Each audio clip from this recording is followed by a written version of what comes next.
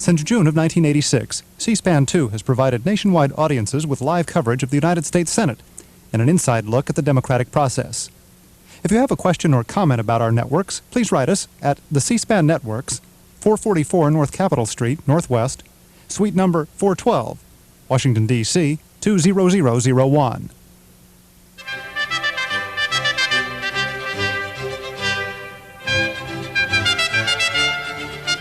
Coming up next, coverage of a public affairs symposium sponsored by B'nai B'rith. The topic is the danger of chemical and biological weapons in the Middle East. In this session, we hear from Gary Thatcher, a reporter for the Christian Science Monitor. The title of his address is New Frontiers of Horror.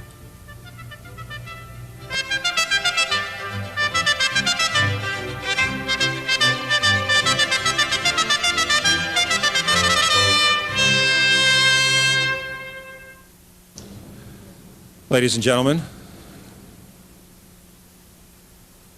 I'm Sanford Hollander, the B'nai B'rith chairman of its UN committee, and I would like to welcome you to this very important symposium on the danger of chemical and biological weapons in the Middle East. Initially, I would like to introduce Seymour Reich, the international president of B'nai B'rith, to give you some words of welcome. Seymour. Thank you, Sandy. Good morning. I'd like to, if I may, tell you what that B'nai B'rith sign back there means, and just to put this symposium into perspective.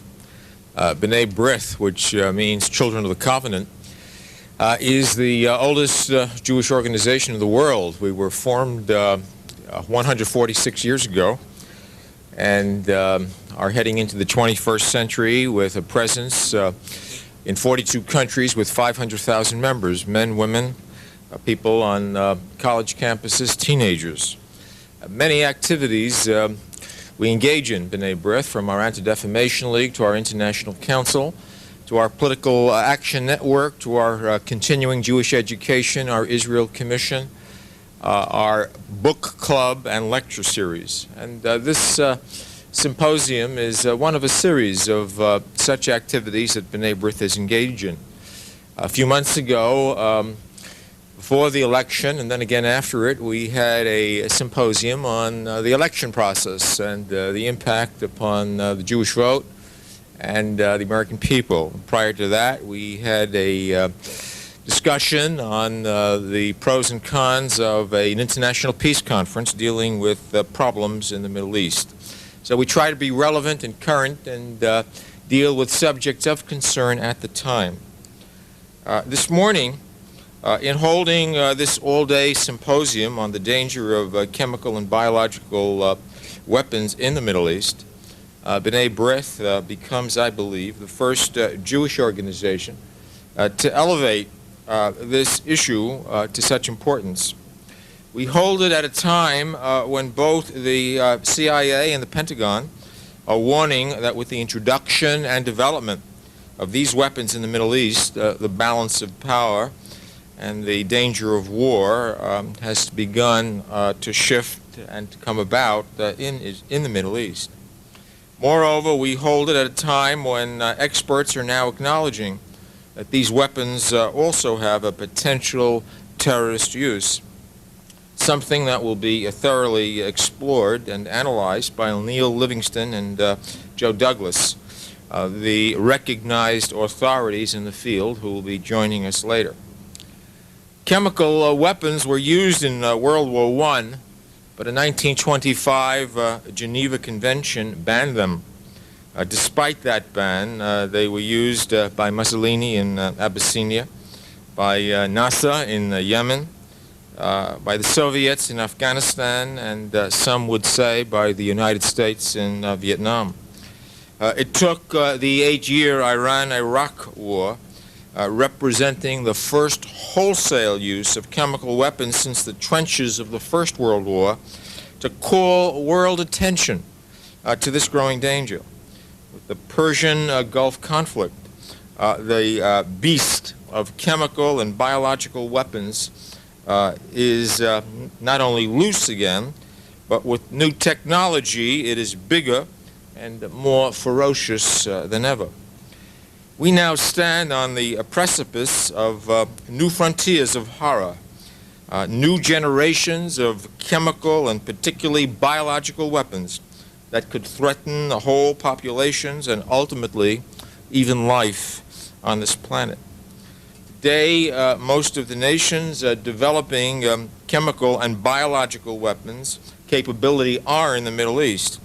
With the viability and the combustibility of this region and the ever-present potential for the superpowers to be drawn in, we need to be concerned about the spread of these weapons and their future technology in the Middle East. Libya today purportedly has the largest chemical weapon plant in the world, with a production capacity far exceeding any conceivable military use by Libya alone. Syria, Iraq, Iran, as well as Egypt, are developing chemical and biological weapon capabilities. And Syria and Iraq, two of Israel's most implacable foes, have the Scud missile systems to deliver these terrifying weapons not only to Jerusalem, but to Cairo as well. The Saudis have the Chinese East missiles, and they are also able to reach any target in the Middle East or Southern Europe. Even if they are not used against population centers, their use on the battlefield could be devastating and decisive.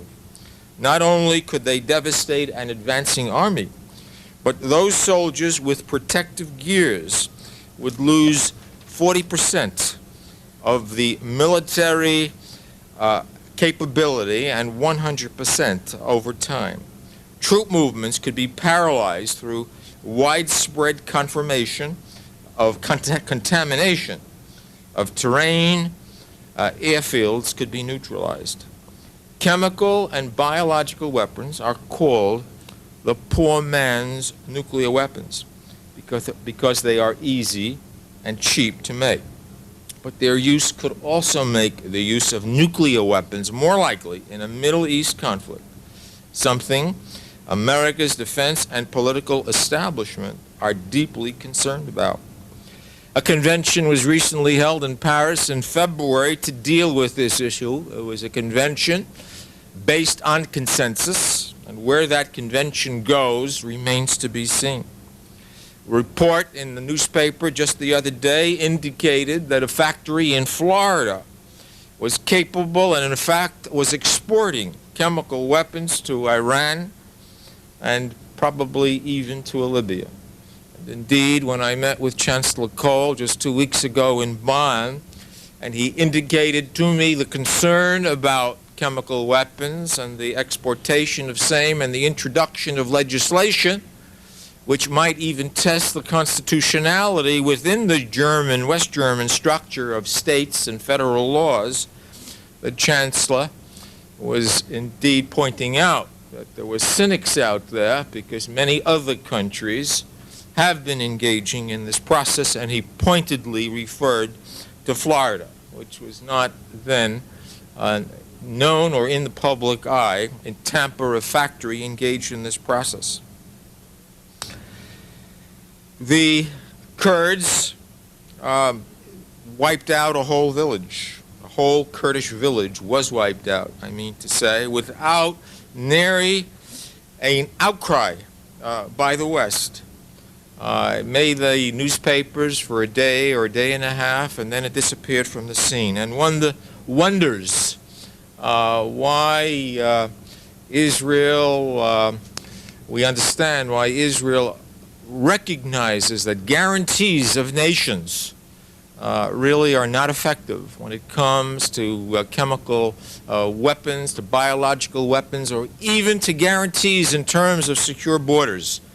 And the state of Israel, like other states, want to rely on their own resources rather than the guarantees of others. So the objective of this symposium is to educate the community and the public at large to the danger of those weapons in the Middle East and elsewhere. As our program says, the beast is loose. We will hear from a number of expert speakers representing a range of political and military viewpoints, beginning with Gary Thatcher, the Christian Science Minister, and individuals from the Washington Institute on Near East Policy, terrorism experts Neil Livingston and Joseph Douglas. We hope that today's proceedings, that the world will understand this danger a bit better, and that it will have a somewhat better idea about how to get that beast back into the cage. So this, for us, and hopefully for you, is an important session, an issue that the people throughout the world are concerned about. The question is whether we can handle it, whether we can restrain it, whether we can bring it under control, and whether we can, as I said, put that beast back into the cage. Thank you.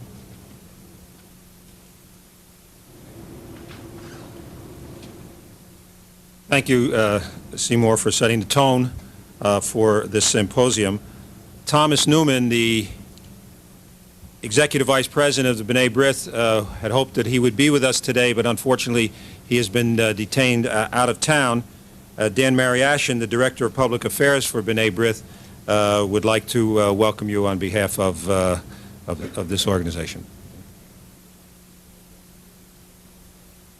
We're indeed pleased that all of you are here today for this symposium, and as you can tell from the attendance list, which we hope that each of you has, we have assembled not only an expert group of speakers, but an expert audience as well. That was our intention, and we're glad that you can join us for this important day on this important subject. This is the first of what the Public Affairs Department of B'nai B'rith hopes will be a number of such meetings on issues of topical and timely interest. We hope that all of you will join us at some future date. You know, when you attend a meeting like this, you get put on a mailing list, and so you'll be hearing from us. We're currently planning a symposium for this fall on U.S.-Latin American relations, the date and time of which will be announced soon. The Public Affairs Department of B'nai B'rith was established a little over a year ago and has incorporated into it the International Council of B'nai B'rith, which brings together representatives of B'nai B'rith lodges and units, leadership in 42 countries, as Mr. Reich indicated, most recently in the USSR. It also incorporates our UN office in New York, which is the major Jewish NGO office associated with the United Nations, a UN office in Geneva, which focuses full-time on human rights issues, the Political Action Network, an educational organization focusing on domestic and international political issues, and the B'nai B'rith World Center in Jerusalem. Most recently, the Public Affairs Department has been actively involved in establishing cultural programs for the Jewish community in the USSR, was instrumental in the effort to attain ratification of the Genocide Treaty, and has been involved deeply with the issue of Latin American debt and the question of international terrorism. We have a number of publications that we distribute. We have a monograph series that I would like to bring to your attention, and hope now that all of you will be receiving our monographs, the most recent of which is entitled Eastern Europe, the Challenge of the Gorbachev Era, and it's authored by George Spector, whom I'll introduce in a moment. These monographs are issued periodically on major issues, and we hope in the coming year to publish at least 2 of those. I want to take a moment to give credit where credit is due to the individual who really put this symposium together, not only from an administrative point of view, but really from a substantive point of view. He's taken a great deal of interest in this issue, and that is George Spector, who is Associate Director of the International Council of B'nai B'rith. And I'd like to call on George for just a moment before we get underway to say a few words.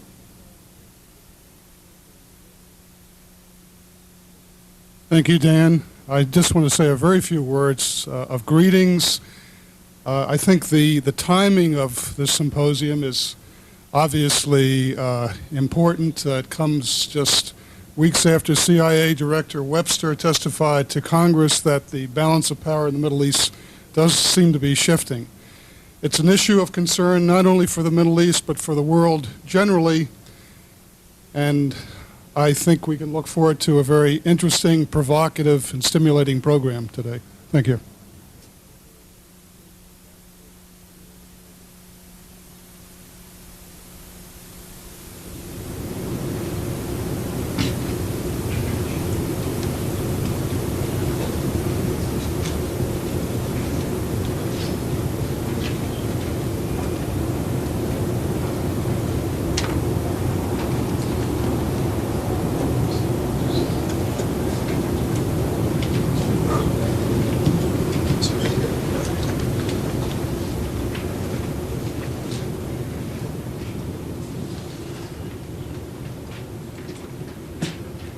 As happens sometimes in these programs, people do not arrive at the times that we anticipate them, and Gary Thatcher is a little bit delayed, so that what I'm going to do is I'm going to deviate a little in the program and move to, if you look on your agenda, to the 10:30 piece where it says the Middle East, the beast is loose, and I would like to introduce to you at this time Dr. Seth Karras.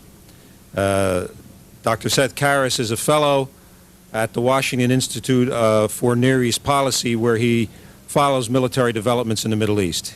He's the author of numerous articles and monographs on the subject, including papers published by the Washington Institute on chemical weapons in the Middle East and missiles in the Middle East, a new threat to stability. He earned his Ph.D. in international relations from Johns Hopkins University in Baltimore in 1987. Prior to that, he was the senior military analyst at the American-Israel Public Affairs Committee. Will you please welcome Dr. Seth Karras?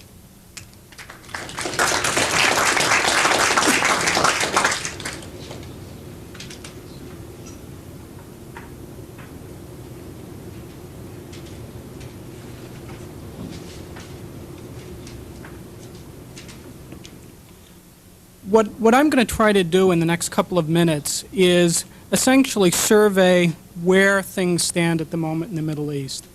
For those of you who have already heard this before, I apologize, but I think it's useful to sort of lay the foundation, the factual basis from which the subsequent discussion is going to be based. In addition, I'm going to spend some time looking in particular at an issue which I think is of concern to this organization, which is the whole issue of how chemical weapons impact on the Arab-Israeli military balance. Now, looking at the problem of chemical proliferation in the Middle East, we find that there are basically 6 countries that have active chemical weapons programs. The list includes Egypt, Israel, Syria, Iraq, Iran, and Libya. 4 of these countries are believed to have used chemical weapons, including Iraq, Iran, Libya, and Egypt. The first 3 of those countries used chemical agents in the last few years. Now, the Egyptians were the first country in the Middle East to acquire militarily useful stocks of chemical agent. During the 1960s, they appear to have had 2 what are called first-generation agents, ones that were used in the First World War, mustard gas and phosgene, and there's at least a possibility they may have had nerve gas as well. Certainly by the early 70s, they had a fairly well-advanced program, including nerve agents, and they've continued to work on their program since then. For those who followed the news, they're aware that in the last couple of years, the Egyptians have bought a complete factory to make nerve agent plus the precursor chemicals required to produce the nerve agent. Now, as I mentioned, the Egyptians did use chemical agents in North Yemen between 1963 and 1967. However, it's significant that they did not use their chemical capabilities subsequent to that, certainly not in any of the wars that they fought against Israel. Now, the Israelis appear to have acquired their stocks of chemical agents in response to the Egyptian use of such weapons. Their program was clearly well in place by 1973, when they are known to have had an offensive chemical attack capability. Now, currently it's believed that they have a reasonably sophisticated chemical weapons program that includes production of nerve agents. Israel has never used chemical weapons, and in contrast to statements that have been made by Israeli officials about nuclear weapons, they have never publicly referred to a chemical weapons program. The Iraqis initiated their efforts to acquire chemical agent production facilities in the early to mid-1970s. By the early 80s, with the assistance of companies from the industrialized world, and especially from West Germany, they built facilities able to produce up to about 1,000 tons of chemical agent a year. Now, the United States was able to interfere to some extent with the Iraqi production effort, primarily by blocking supplies of the chemicals necessary to produce chemical agents, but the success was only limited. Since that time, in the last few years, the Iraqis have been able to substantially expand their chemical production capabilities, and in his testimony before Congress, Judge Webster noted that even though the Libya chemical plant was the largest single chemical weapons facility in the Middle East, the total production in Iraq was greater. In addition to expanding their production capability, the Iraqis have also put a lot of effort into expanding their ability to produce the chemicals needed to produce chemical agents, the precursor chemicals. And it looks as though by the early 1990s, Iraq will be pretty much independent of foreign sources of precursors, which will essentially give them an independent production base. Now, Iraq employed chemical gas against the Iranians and Kurds extensively during the recent hostilities. These attacks culminated in a series of vicious attacks against targets inhabited mainly by Kurdish civilians. Iranian and Kurdish figures suggest that as many as 50,000 people were killed or wounded by Iraqi chemical attacks.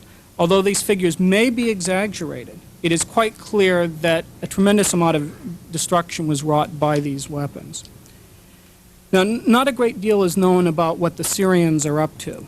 By the mid-1980s, it was known that they were producing chemical agents, including nerve gas, and that they had chemically armed warheads for their Scud missiles. At the present time, it's thought that they may have several dozen such warheads. Now, some experts have suggested that Syria may have the most advanced program in the region. Whether that's true or not is not clear, mainly because of the paucity of information, but it is evident that they have devoted a lot of effort to it. Now, as with the Iraqi case, it's believed that the Syrian chemical weapons program was made possible by the assistance of West German companies, as well as others. The only identified supporter has been West German. It's believed that others may be involved as well. The Syrians, however, even though they've had a chemical weapons capability since at least about 1972, have never used chemical agents so far as is known. The fourth country that has chemical agents and a chemical program in the area is Iran. Now, the Iranians may have had a small program prior to the start of the Gulf War in 1980, but it's fairly clear that the main impetus for their program was the war with Iraq. The first substantial stocks of chemical agents that the Iranians acquired probably came from unexpended ammunition that the Iraqis had dropped on the Iranians. However, subsequent to that, they are known to have worked to produce the agents themselves. How far along they are in this process is not clear, but it is known, for example, that they obtained chemical precursors from a lot of Western countries, including from the United States. Now, again, information is scanty, but it's generally believed that the Iranians used chemical agents on a number of occasions against the Iraqis. The last country that has a chemical weapons capability in the region are, of course, the Libyans, which is the country that has received the most attention lately. Now, the Libyan effort is focused on this chemical weapons production plant at Rabta, which, according to Judge Webster, could make tens of tons of chemical agent a day, and which the New York Times suggested could make 10 to 40 tons a day. Now, as is well known, the facility was essentially built with assistance from West German and other companies from the industrialized world. It is not clear that the plant is operational at this point in time. While it appears that they may have produced some chemical agent last year, I think the best estimate is at the moment that the plant is not operational and that it very well may not be brought online at any time soon. The Libyans are believed to have used chemical agents in the war against Chad, but if they did, it's pretty clear that they misused it and there were no casualties as a result of it. So that basically is the status of the chemical weapons programs in the region. Before moving on, however, I think it's worthwhile directing your attention to another part of the equation, which is the biological weapons proliferation. As far as I've been able to tell, every country that has a substantial chemical weapons program in the Middle East also has a biological weapons program of some kind. Which essentially means that most of the countries in the Third World that the U.S. believes is engaged in biological weapons development, in fact, reside in the Middle East. Now, a lot of attention is focused recently on the Iraqi program, and I think for good reason. The Iraqis not only appear to have been acquiring the wherewithal to build biological agents, but appear to have recognized that a biological weapons program is dependent on, in part, on the same kinds of capabilities that a pharmaceutical industry provides, and they have made substantial investments in that area in recent years.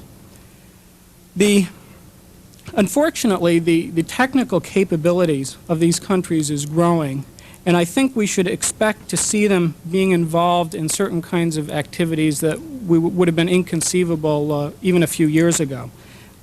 I don't think it will be surprising if at some time in the near future, at least some of these countries are able to exploit innovations in biotechnology. One thing that one has to pay some attention to for a variety of reasons is the delivery mechanisms that are used. And again, a lot of attention is focused on one particular kind of delivery mechanism, which are ballistic missiles. The reason that people have focused on ballistic missiles is that at the present they're the one kind of delivery system that a country can acquire that is pretty much insured of penetrating through any kind of defense. There are no defenses against ballistic missiles at the present time. Now, in addition, I think there's a general feeling that a lot of the ballistic missile programs in the Middle East have been directly associated with efforts to produce chemical weapons, and that a lot of these missiles are in fact intended to have chemical warheads at some point in time. Now, as I've already mentioned, the Syrians already are believed to possess chemical warheads for their ballistic missiles. It's also thought that Iraq and Iran are attempting to develop such warheads, though there's no indication as to how far along they are. The Iraqis may be intending to put their warheads on the two new missiles that they've developed, the Al-Hussein, which they used extensively against Iran last year, or their new Al-Abbas, which has an even longer range. Either of these missiles is capable of hitting a target essentially anywhere in the Middle East from Tel Aviv to Tehran. With the Al-Abbas, it will be even longer distances. The Libyans have also been reported to have a program to try to place chemical weapons on their missiles, and one would speculate that they're working in part with some of the other countries in the region, possibly the Syrians. In addition, I think there's a considerable concern that the Condor missile, which is being developed jointly by Argentina and Egypt with assistance from Iraq, as well as technology from Italy and Germany, is going to be fitted with a chemical warhead. The small size of the payload of the missile lends some credence to this particular possibility. Now, finally, one should note that in the Libyan context, the Libyans have lately been trying to acquire an extended range capability for some of their French and Soviet strike aircraft, and I think this issue became of concern because at the same time, of course, the Libyans were trying to put online their chemical weapons facility, and there was at least some concern that the idea was that this would give the Libyans finally an ability to strike directly against Israel. Now, before proceeding, I think it's worthwhile spending some time on an issue that often gets ignored, which is looking at the reasons why these countries are trying to acquire weapons of this type. Now, admittedly, what I'm going to say is sometimes rather speculative because the information is often rather scanty, but I think it's justified by the evidence available. One thing that is perfectly clear is that a lot of these countries have devoted considerable time and energy and resources in developing their chemical and biological programs, and it suggests that they have a strategic role in the country's political military strategies. I'm going to suggest 4 reasons why countries in the region have developed these particular capabilities. The first one is something that was already mentioned, which is sort of the generic rubric of the poor man's nuclear bomb. It's a number of countries in the Middle East, I'm inclined to think, see these weapons as a means of acquiring political and military status. At least one Iranian official, Hashemi Rafsanjani, actually referred to these weapons in this particular fashion as poor man's atomic bombs. They are an inexpensive means of acquiring a certain kind of military capability that has a considerable political military utility. It is very likely that the original acquisition of chemical agents in the 60s and 70s was activated by exactly such motivations. A large number of countries in the region have deep-seated concerns about national survival. Israel's obviously one, but there are others as well. And possession of these weapons seems an alternative path to security. Now, a second point that I'm not sure I'd rate second in importance, but I think has to be addressed, is the argument by certain Arab countries that they require chemical weapons as a deterrent against the Israeli nuclear capability. In Paris earlier this year, this argument was made quite consistently by a number of Arab diplomats ranging from Egypt to Iraq. And I think even though I have some serious reservations about the argument, I think from the point of view of Israel's neighbors, one cannot dismiss it out of hand. The reason I have reservations is that it is more than a bit disingenuous for the Iraqi Foreign Minister, Tariq Aziz, to advance such a claim. Certainly, the experience over the last 8 years does not provide a very compelling case to suggest that the primary motivation for Iraqi possession of chemical agents is because they're worried about Israel. I suspect the Kurds and Iranians would find such an argument a bit specious. More significantly, the manner in which the Iraqis have used the weapon does not provide much evidence to suggest that they see it as a deterrent as opposed to something that has military utility. If it was only a deterrent, one suspects they would not have used it so willingly against the Kurds recently. And it's something that creates problems for other countries in the region, especially Israel, because deterrence depends on rules of the game, and it's not clear what rules of the game the Iraqis are playing by. Having said that, I'll proceed to a third and fourth point. At least some of the countries, I think, have their chemical weapons as a deterrent against chemical threats. Especially in the Middle East, where the climate mitigates against reliance primarily on defensive measures, it is necessary to have a kind of capability that would force your opponent to adopt similar defensive measures. In hot climates, it's very difficult to rely on protective suits. The temperatures are so high, and the suits tend to basically retain heat, and as a result, you cannot wear them for extended periods of time. Therefore, it's necessary to force your opponent to suit up if you have to do likewise. Now, at least in their public statements, the Iranians have explicitly made such linkages, whether you believe them or not, but I tend to believe them. And I suspect that at the present time, this is a primary element of the Israeli motivation for chemical weapons. Finally, and perhaps most disturbing, I think it's fairly clear that a number of countries view chemical weapons as a very useful means of suppressing internal revolt. It is evident that a number of countries have used these weapons in this way. The Iraqis most recently. It's essentially what the Egyptians were doing in the 1960s. And my suspicion is that this model has not gone unnoticed.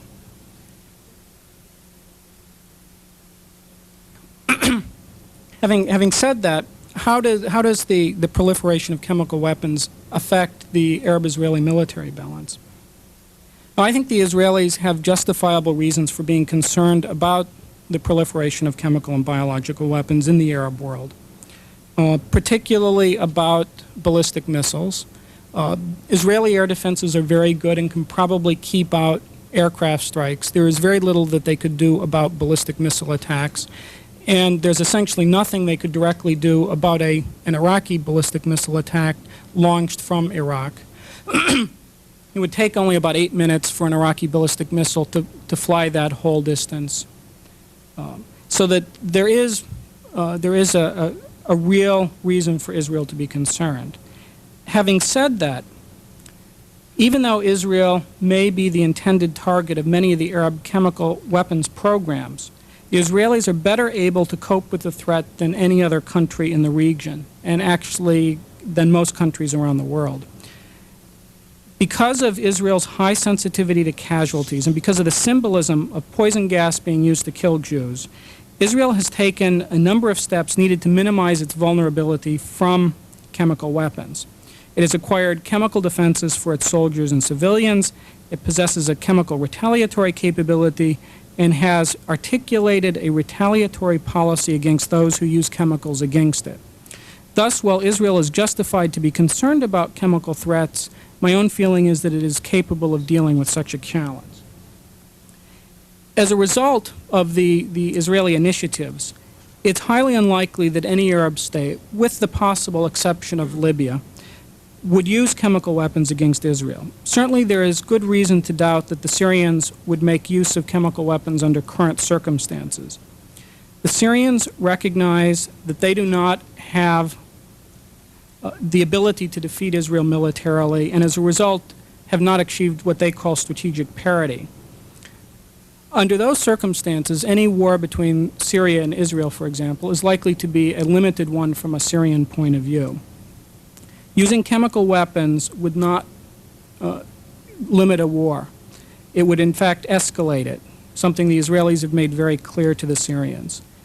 In contrast, by not using chemical weapons, the Syrians can constrain Israeli actions, reducing the willingness of Israel's leadership to undertake certain kinds of military operations. For example, the Israelis would have to think carefully before launching a bombing campaign against high-value economic targets, as was done during the 1973 war. As a result of these considerations and others, as I said, I don't think that any Arab country, again with the possible exception of Libya, would use chemical weapons against Israel. The Israeli ability to retaliate is well known. Now, as I've suggested, the proliferation of chemical and biological weapons is continuing. Despite the ceasefire between Iraq and Iran, both countries are continuing their programs. Indeed, in some respects, it appears that they're taking advantage of the ceasefire to accelerate certain kinds of activities related to their chemical and biological programs. Unfortunately, the ability of the U.S. to influence what's going on in the region, I think, is diminishing. As I noted earlier, a number of countries have developed a considerable infrastructure to make both chemical agents and precursor chemicals, which will make it harder for the U.S. to intervene in ways to prevent production of these weapons. On that somewhat pessimistic note, I'll close my remarks and we can proceed from there.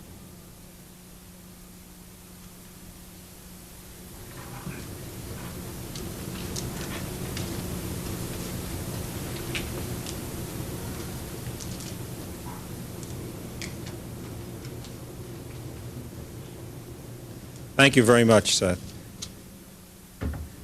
We're now going to go back to the beginning of the program. And we will have an opportunity later. Seth will be part of the panel, and you'll have an opportunity to question him and the other panelists. At this time, I would like to introduce Gary Thatcher. Gary Thatcher has been a diplomatic correspondent for the Christian Science Monitor in Washington since 1986. Reporting on American foreign policy issues with special emphasis on East-West relations. Last year, Mr. Thatcher did a major series on chemical and biological warfare for his paper, which has been reprinted in tabloid form. He has served as Moscow correspondent for the Monitor, as a reporter for CBS News, and the national editor of the Monitor in Boston. He has also been the Monitor South African correspondent and its correspondent for Southern United States. Mr. Thatcher began his journalism career as a reporter for WDAM television in Hattiesburg, Mississippi, and WAPI television in Birmingham, Alabama. As the opening speaker for this symposium, Mr. Thatcher intends to outline the history of this issue and where the technologies may be headed and what many of us believe may be a future. Will you welcome Mr. Gary Thatcher?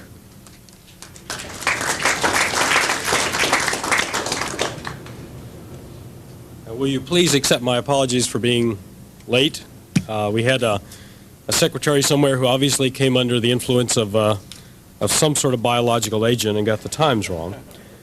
I suspect that we'd find it was a hallucinogen, but in these days you really can't tell what is happening. What I'm going to do for you first is sort of walk through a little of the research that we went through to do this series of articles that we published last year. And from that, you'll understand why I've been asked to speak about the particular topic, which is the new emerging technologies that could pose a threat. When I was first given this assignment, it was going to be strictly a review of chemical weapons. Well, I thought it was pretty cut and dried. Chemical weapons aren't fully under control. In 1972, we signed a biological weapons convention, which I thought in my ignorance had basically taken care of that problem. And I thought, you know, the two are essentially separate. Never the twain shall meet. For purposes of this discussion, just to review, and I know many of you already know this, but for those who don't, let's just go over it again. The distinction traditionally has been that biological weapons or biological agents have the ability to reproduce themselves, and chemical agents don't. And that has been the key definition throughout this whole debate.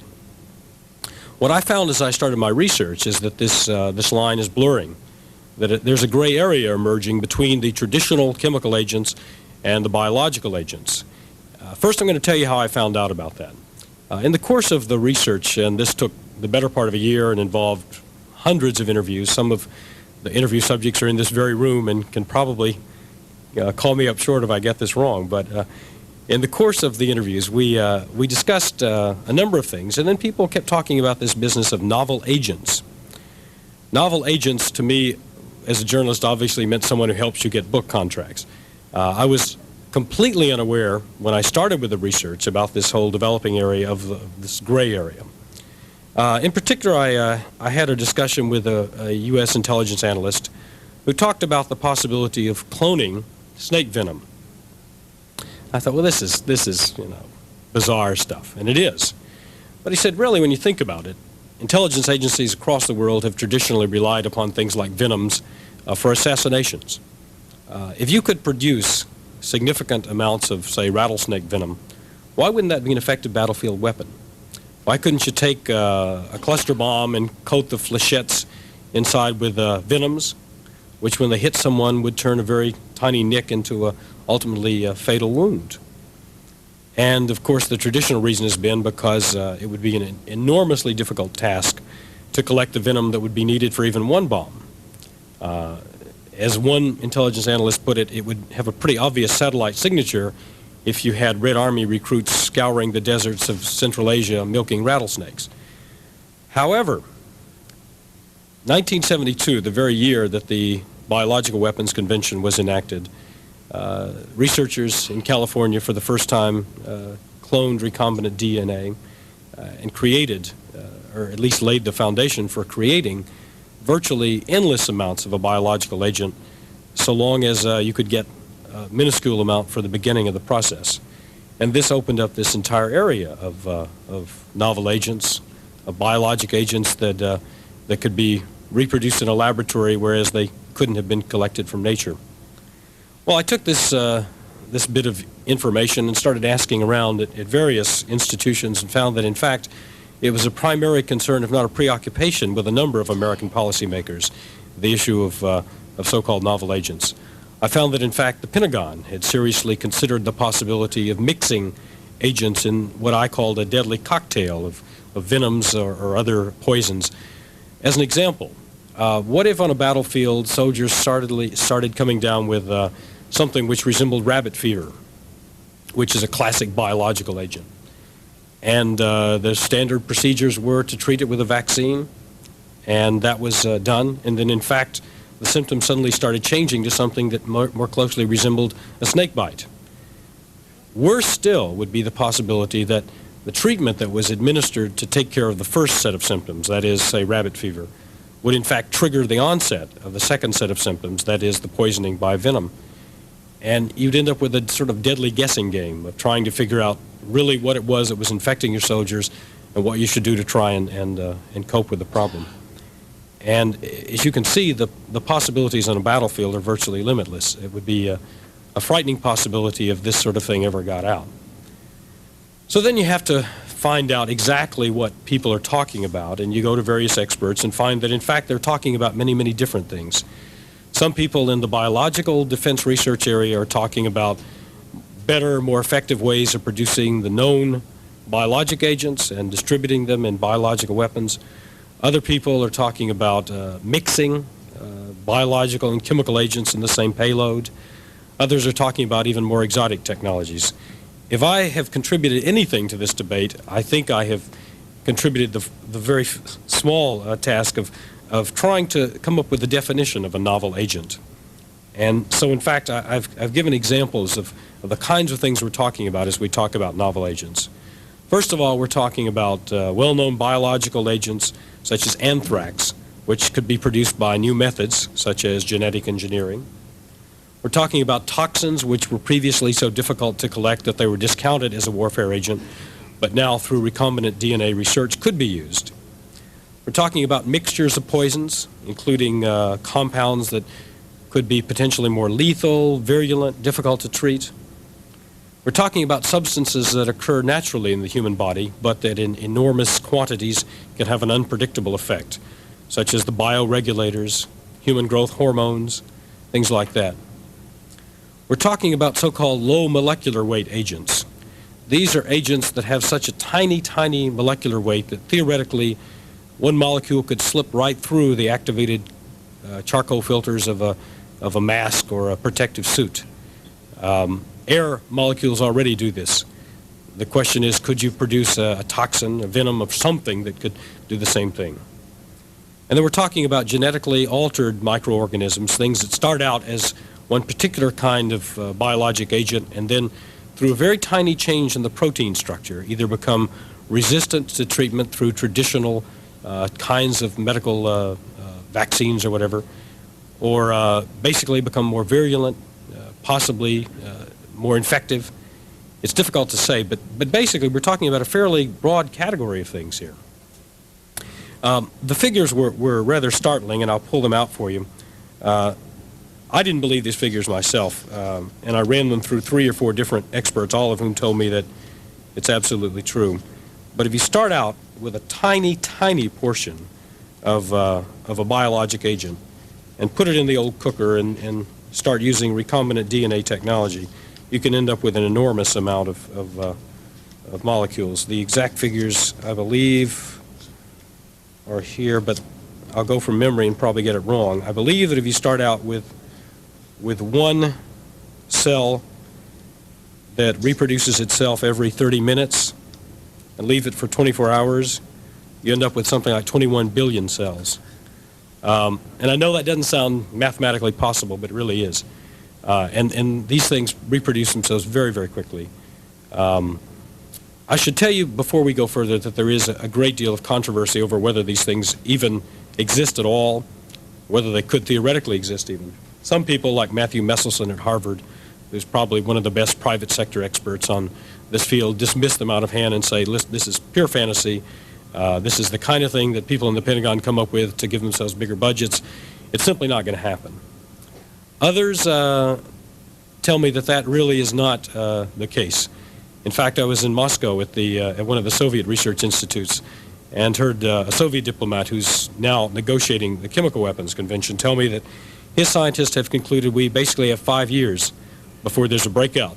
And somebody comes up with one of these novel agents that in effect renders our protective gear useless, makes our vaccines useless, and that there's a fairly narrow window of opportunity which we've got to exploit to try and bring these under control as we bring chemical weapons under control.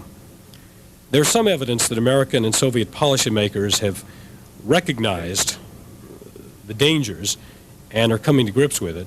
It's one of those little-known things that could easily be missed, but if you look at the list of chemical weapons that are going to be brought under control at Geneva under the ongoing Chemical Weapons Convention, you'll find that there is one toxin in there, a shellfish toxin, saxitoxin. And immediately you say, well, no, wait a minute, this is a Chemical Weapons Convention, so why are we putting a biologic toxin in there? And the answer is very simple, because then you've gotten double coverage for chemical, biological weapons, and anything else that might come under the general heading of toxins. Basically, what we're talking about is expanding the notion of inspecting U.S. chemical and pharmaceutical plants and worldwide chemical pharmaceutical plants to also inspecting biologic research facilities, laboratories, any place that can do recombinant DNA technology, because basically that's the only way to make sure that you don't simply bring the chemicals under control and have someone else, often some laboratory and who knows where, coming up with a new agent that in effect makes all this obsolete. One particular intelligence agent that I talked to said that his concern was that we are going to get a chemical weapons convention, that it's going to be have a fairly intrusive set of verification procedures, and that everyone's going to be, not everyone, but most people are going to be fairly forthcoming in allowing inspection of their chemical weapons facilities. And the reason is that it's not really going to matter to them or to those who really want to do damage to people, because the real danger is going to come from these novel agents, which can be produced in non-traditional settings, non-military settings, out-of-the-way places, and that all of the work that we've done up to now in the way of protection could be rendered obsolete. That is probably a fairly alarmist view. On the other hand, I think we have to take into account that these possibilities exist. What are we doing about it? The United States has an extensive chemical and biological weapons protection program, doing all sorts of research at a number of private sector facilities in this country. What are the Soviets doing? That's another question entirely. Glasnost, unfortunately, has not penetrated very far into the Soviet structure, and that is the other superpower that has the capability of producing biologic agents, we believe, and perhaps doing the research to combine chemical and biologic into a novel agent. And the Soviets really aren't very forthcoming on that. I was one of the very few Westerners to ever get into one of their biological research institutes. And I asked, in particular, the head of the institute, who happened to be working that day on a hepatitis B vaccine, what about this area of novel agents?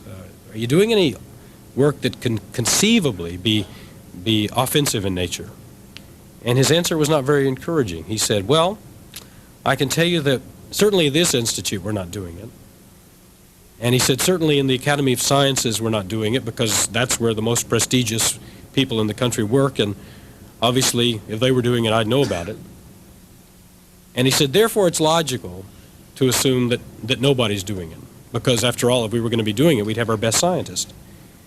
And I thought, really, that's a pretty poor guarantee, because a guy says that he knows that they're not doing it in one institute, that therefore it's logical to assume nobody's doing it. The Soviets have not been very helpful in terms of allowing open inspections of their biological facilities. The United States has been far more open in terms of publishing what it's doing in its own biological research facilities. The Soviets have virtually published nothing. So if you look for glasnost or openness on that particular subject, so far there's very little. The United States program is a model of openness in comparison. We have no doubt exactly what's going on at Fort Detrick, which is our primary biological defense research institute. There are some doubts as to what may be going on in some of the other institutes. But if you look at the public information that's come up about the kinds of novel agents that we're searching for antidotes to, or the kinds of weapons that the Pentagon is studying as a possible threat, then you do begin to get squeamish. You're talking about diseases that haven't appeared on this continent in centuries, climate, that are carefully cultured in places like the most humid parts of Africa. You're talking about things that I can't even pronounce the names of, things that are really very frightening to laymen who don't understand the methods of transmission in the first place and don't understand why, what was formerly an area that seemed inconceivable is suddenly a threat. I must admit that as I was researching this material, I had some doubts, some skepticisms about, well, really, biologic stuff and novel agents and things like that. What turned me around was a trip I took to Scotland last spring. Off the coast of Scotland is a place called Grunard Island. Grunard Island was chosen by the British Ministry of Defense in the 1940s to do some biological weapons testing. The British were concerned that the Axis powers had some biological agents. The Germans, rather, had some biological agents, and they were going to be doing some testing or some possible use in populated areas. And so the British decided they needed to strike first.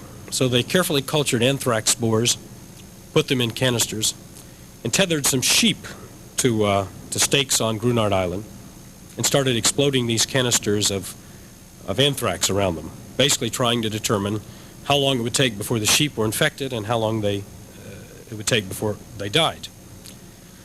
Well, the record indicates that this was a pretty harum-scarum approach, blowing the things up and hoping that nothing happened.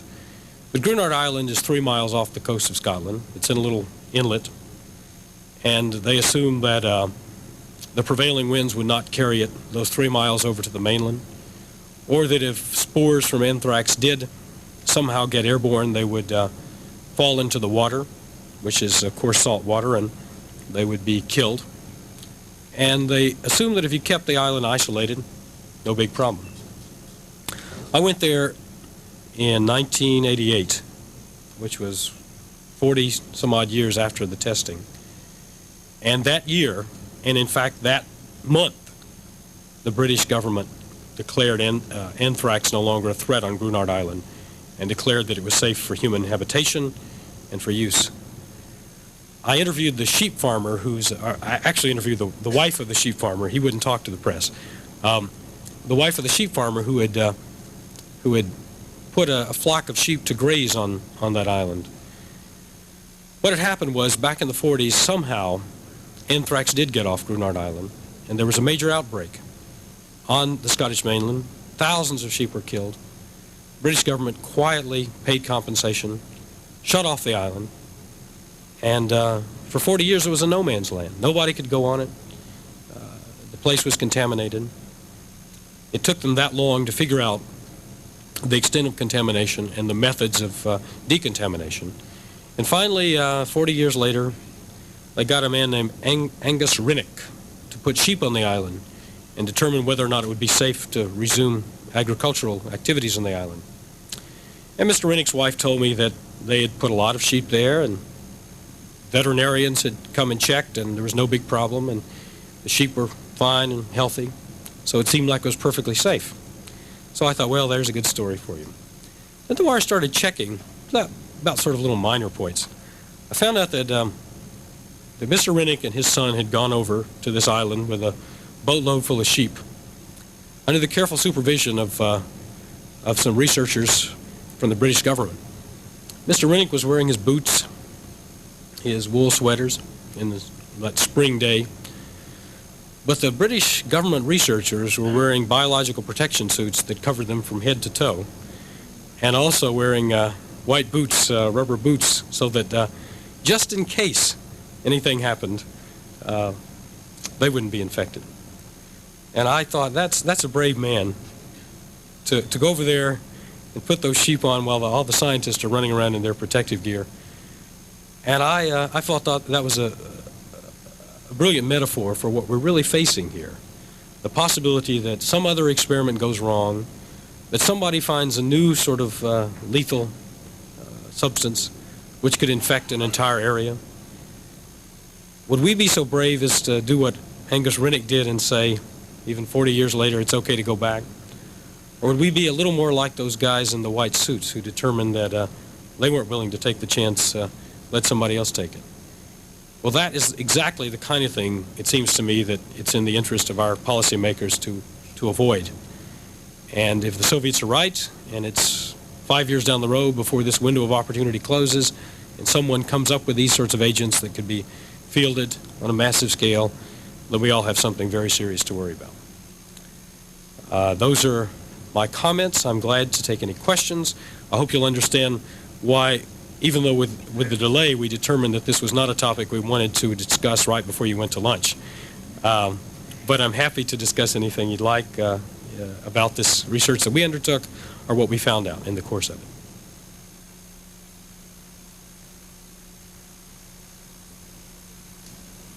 Thank you.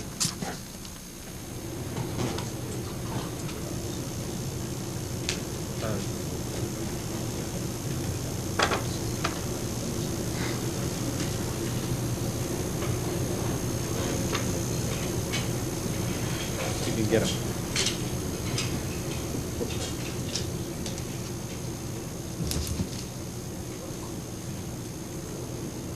Are there any questions for Mr. Thatcher?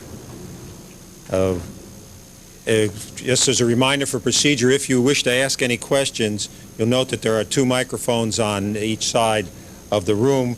We would appreciate if you would use those microphones in the aisles to ask your questions, 1, so that everybody could hear, and 2, so that your questions can be recorded on C-SPAN, so that we can preserve all the questions and all the answers. Are there any questions at all for Mr. Thatcher at this time? Yes, sir. Could you go to the... I think you're going to have to do that if you're going to follow my instructions.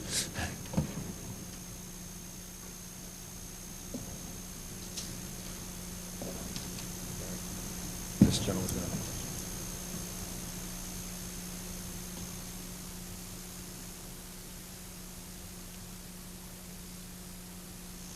I'm Sam Morgenstein, United Jewish Appeal Federation, Greater Washington. Is there any evidence that there is any relationship in development of these products between the Soviet Union and the countries in the Middle East? Not that I'm aware of. There's a lot of suspicions, but as far as I know, no hard evidence. There are other people in this room who probably could contradict me on that one way or the other, but as far as I know, no hard evidence. One of the interesting things about the chemical business in particular is, according to at least some intelligence analysts that I've talked to, is that the Soviets' hands are pretty clean in the Middle East in particular. That the Soviets don't seem to have a particular interest in seeing that situation get out of control in the Middle East. As you know, there's an ongoing controversy about what the Soviets did in Southeast Asia with Yellow Rain, but it seems that the Soviets have been somewhat reluctant to get involved as heavily in the Middle East, and I would assume that the same would hold true with biological agents. The Soviets do seem to be acting in good faith in Geneva to try and negotiate a protocol that would allow a fairly extensive, in fact, even more extensive inspection than the United States proposal. It's interesting. I was at the State Committee on Science and Technology in Moscow and pointed out that under the Soviet proposal that's on the table now in Geneva for both chemical and biological weapons, or biological agents we're talking about, challenge inspections anytime, anywhere, without any right of refusal, anywhere on the territory of the Soviet Union or the United States or any other signatory party. It's an extraordinary provision in that agreement. The United States doesn't think it's ever going to fly, but the Soviets say that they have run this past their own organs, including the KGB, and are perfectly comfortable with that proceeding. The United States is not perfectly comfortable with the proceeding, and you can assume that what will emerge out of Geneva will be something less than the United States' own proposal of any time, anywhere. But the Soviets, to my mind, don't want to see this stuff get out of control any more than we do. Because I see a Soviet colleague here in the audience, I'll just express this hopeful note. The Soviets have been very, very serious about the quality of negotiators they put forward at Geneva. One particular person, Nikita Smidovich, who's head of their, or one of their diplomats in their department of, I think it's called Peaceful Uses of Outer Space and Nuclear Energy. They're not real big on finding snappy acronyms in the Soviet Union. Speaks fluent English, smattering of German, gets along in French, I believe, obviously Russian, knows this topic inside and out. As someone told me, if you put him in a room down with the United States negotiators and cut out all of the middlemen, you'd probably end up with a pretty strong treaty. They're putting very high caliber diplomats onto the topic, and they're working very hard, I think, to come up with a provision. So personally, I don't think it makes sense for them to be working on the kinds of extensive verification procedures that they seem to be working on if on the side they're helping this technology be dispersed further. I think they see it as just as unpredictable and just as dangerous as we do. Having said that, they're also very, very reluctant to allow inspections in their own facilities, and that's where they need to improve.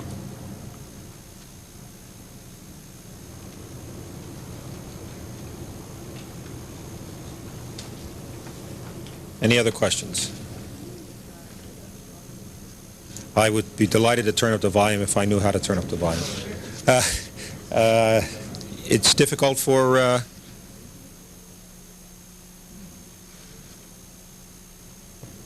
I'm sure there are many technical people who can't turn up the volume.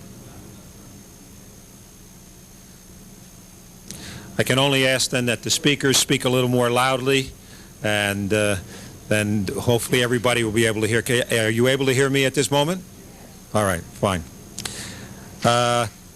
Going back now to our position on the agenda and to our panel, and the second participant in our panel, the Middle East, the beast is loose. Neil C. Livingstone is the president of the Institute on Terrorism and the Subnational Conflict. Mr. Livingstone has written 7 books and more than 60 articles, including Inside the PLO. He has served on advisory panels to top government officials, including the Secretary of State and the Chief of Naval Operations, and has testified before the Vice President's Task Force for Combating Terrorism. He is an adjunct professor on national security studies at Georgetown University, is the consulting editor of Livingston Books' Low Intensity Conflict series, is a consultant on security and crisis management in business and industry, is the president of the Institute on Terrorism and Subnational Conflict, and is a former consultant to ABC News 2020 and to the CBS's The Equalizer. Will you please welcome Mr. Livingstone?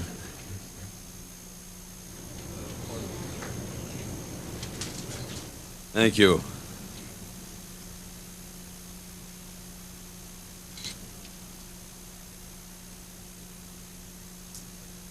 It's a pleasure to be here today, and I'm delighted to see such a fine organization take such a serious interest in a problem that when Joe Douglas and I got involved in it initially about 8, 9 years ago, it really was very hard to get an audience, get anyone interested. This was input overload for most people in government policy at that time. It was one more problem that they didn't have answers to and they really didn't want to think about. Recently, I got this letter in the mail, and it was a night that I had been invited out to celebrate the Marine Corps' birthday last November, and I got home late, and I didn't vet my mail as carefully as I normally do, thanks to the hospitality down at Quantico. When I opened it up, I found that, and I should have looked at the postmark more carefully, I don't get that many letters in pencil from San Quentin. And it turned out to be from a fellow named Kabegovic. And Mr. Kabegovic has been there since 1973, when he was arrested by federal authorities having almost completed a nerve agent with which he was going to come to Washington, D.C. to kill the President of the United States. He was apprehended after one of the greatest manhunts in the history of the United States, and they found out that Mr. Kabegovic was the so-called alphabet bomber of Los Angeles. What Mr. Kabegovic had done, in addition to mailing toxic material through the mail to the President of the, to a member of the Supreme Court, as well as to one other top federal official, was he had sent a tape to Washington saying, "I'm coming to Washington and I'm going to kill the President, and this is how I'm going to do it." Now, Mr. Kabegovic described the nerve agent that he was working on, and the federal authorities took him very seriously because he had all the right terminology and he sounded knowledgeable. Now, in analyzing the tape and using some extraordinary enhancement techniques, they were able to narrow down the universe of people that they were looking for. And the first thing they decided was Mr. Kabegovic probably had been born in another country, probably in Yugoslavia, was probably a naturalized American citizen. Secondly, he probably got his chemical weapons training in the U.S. military, in the U.S. Chemical Corps, because of the terminology he used. And as we all know, the Army teaches you one way to do something, and one way only. And he was knowledgeable, but he had a certain precise way of explaining what it was he had. Thirdly, using these extraordinary enhancement techniques, they were able to determine that he was located near an airport and in a certain direction in terms of the flight pattern. The airliners going over were inaudible to the naked ear on the tape. But that, given also the fact that the tape had been postmarked from Los Angeles, California, suggested that he was in the proximity of LAX, Los Angeles International. And finally, they decided he was gay, and don't ask me how they did that. When they caught Mr. Kabegovic, and they had narrowed down the universe of possible suspects to about 7 or 8 people, when they knocked at the door of Mr. Kabegovic's house and they found out that he was the culprit, he was only one ingredient away from having a perfected nerve agent. And he had made arrangements to pick that up later on in the day from a chemical supply warehouse in the Los Angeles area. Now, I have the good fortune to be his pen pal on a variety of topics today, but I think the significant thing about this is that Mr. Kabegovic did this in 1973. When Joe and I started writing about this, people looked at us as though this were science fiction. Even some of our colleagues suggested that we were fear-mongering and engaged in science fiction.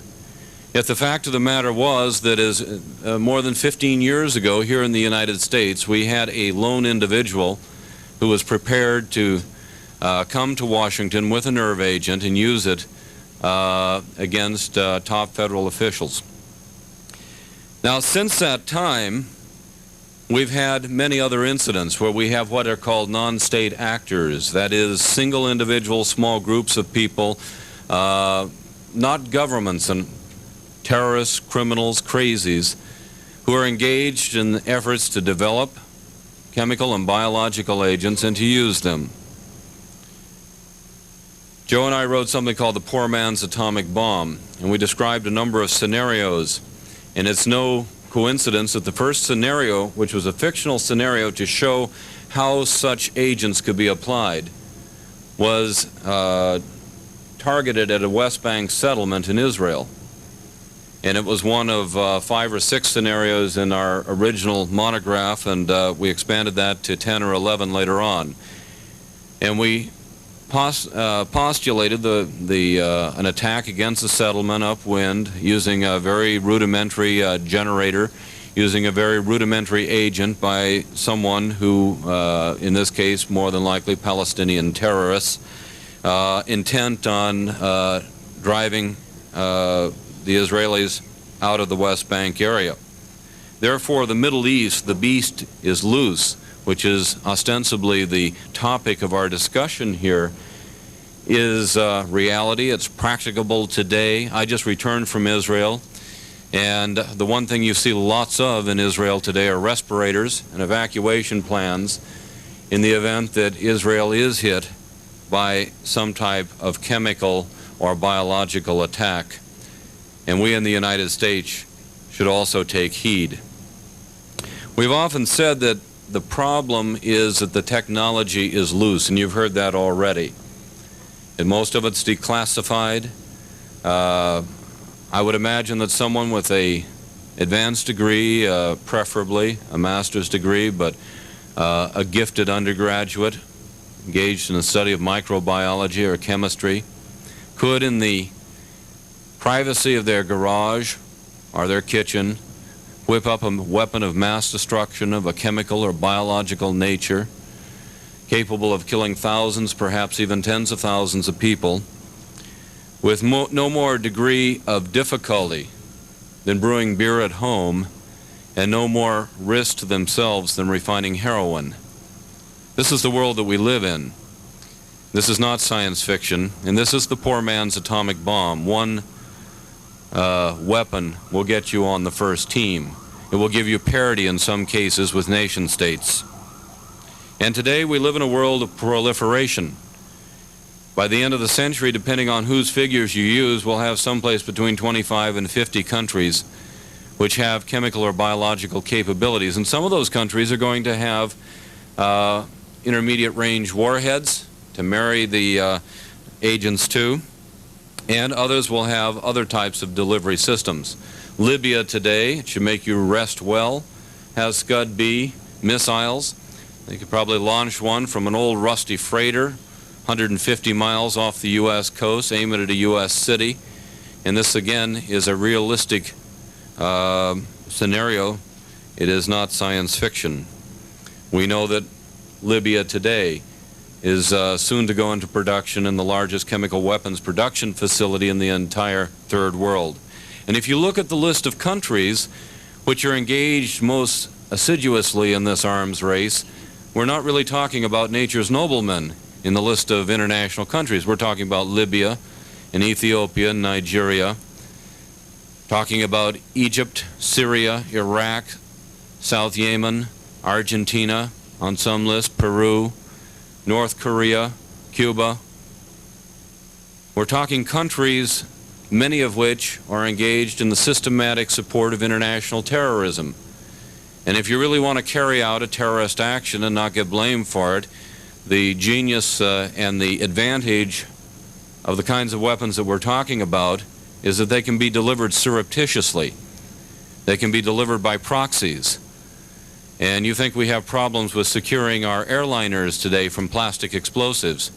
Try securing some of our military bases, some of our embassies, some of our other critical installations to chemical or biological attack. And again, Joe and I and groups that we have been involved with have sat up long hours trying to postulate some of the vulnerabilities that we have today, and the list is very, very long.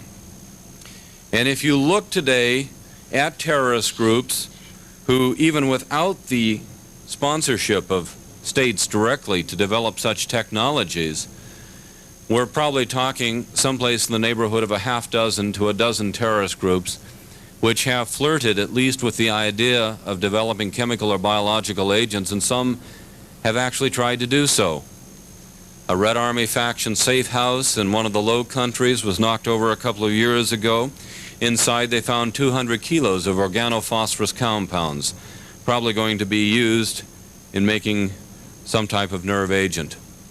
And again, we're talking about a terrorist group here. We're not talking about a country. I happened to notice in a broadcast statement by the PLO, which is dated January of this year, after the dialogue with the United States had already begun, Abu Tayyib, the number 2 man in the PLO's very vast structure of covert and deniable organizations, made a public statement. And I sometimes wonder, when I look at the statements that are made to us by Yasser Arafat and others, whether they don't think that we monitor their broadcasts, or that we don't look at the other statements that they make to their own community, or that they make to the third world, because they're 180 degrees different than the statements that they make to the West. Abu Tayyib said, "Our interest in chemical weapons is old. It is not something new."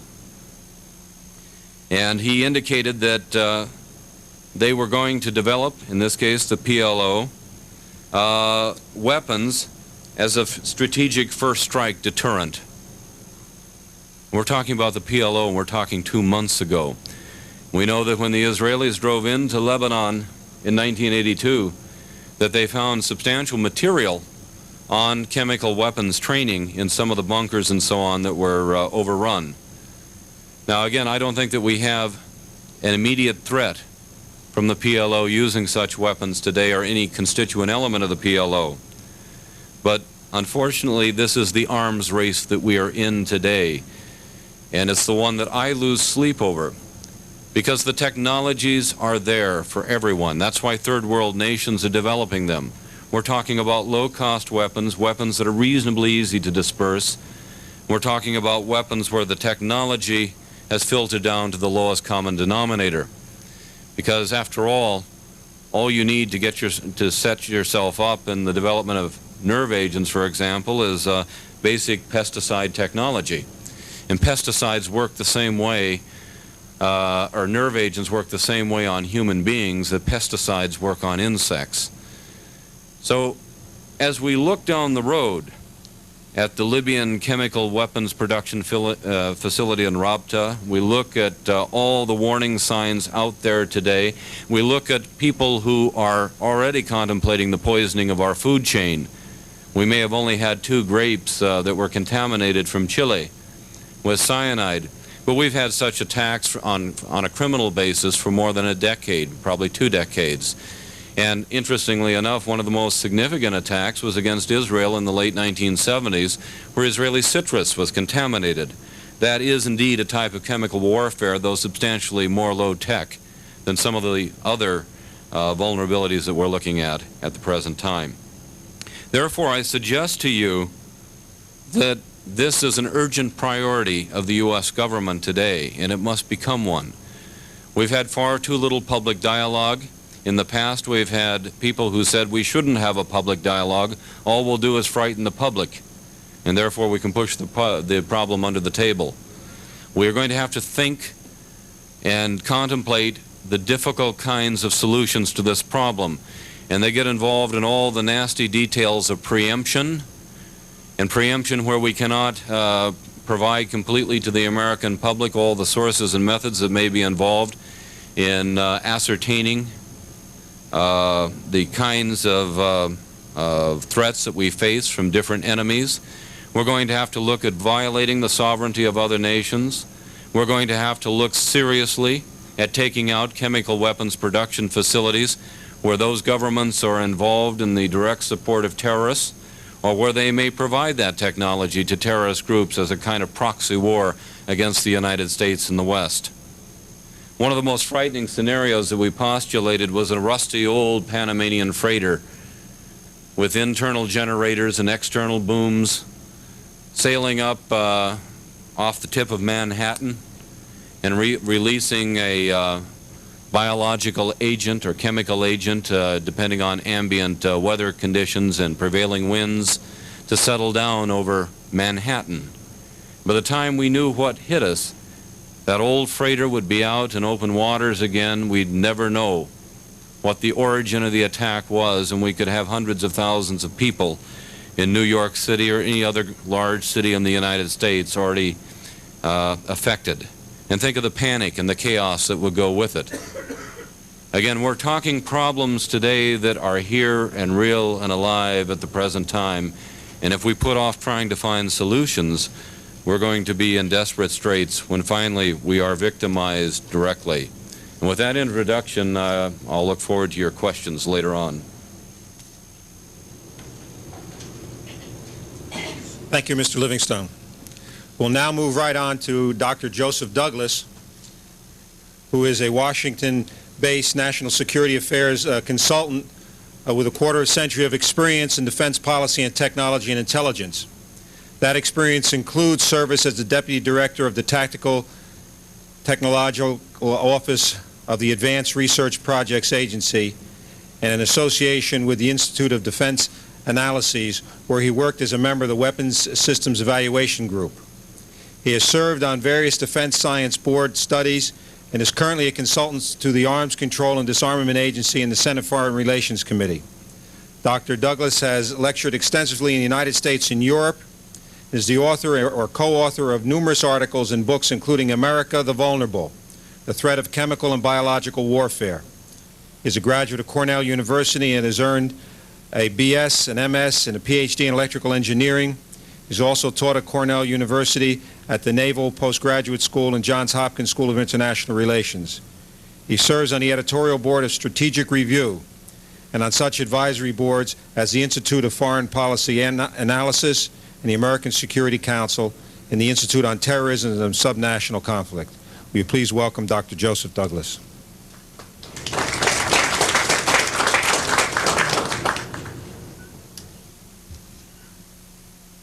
Thank you very much.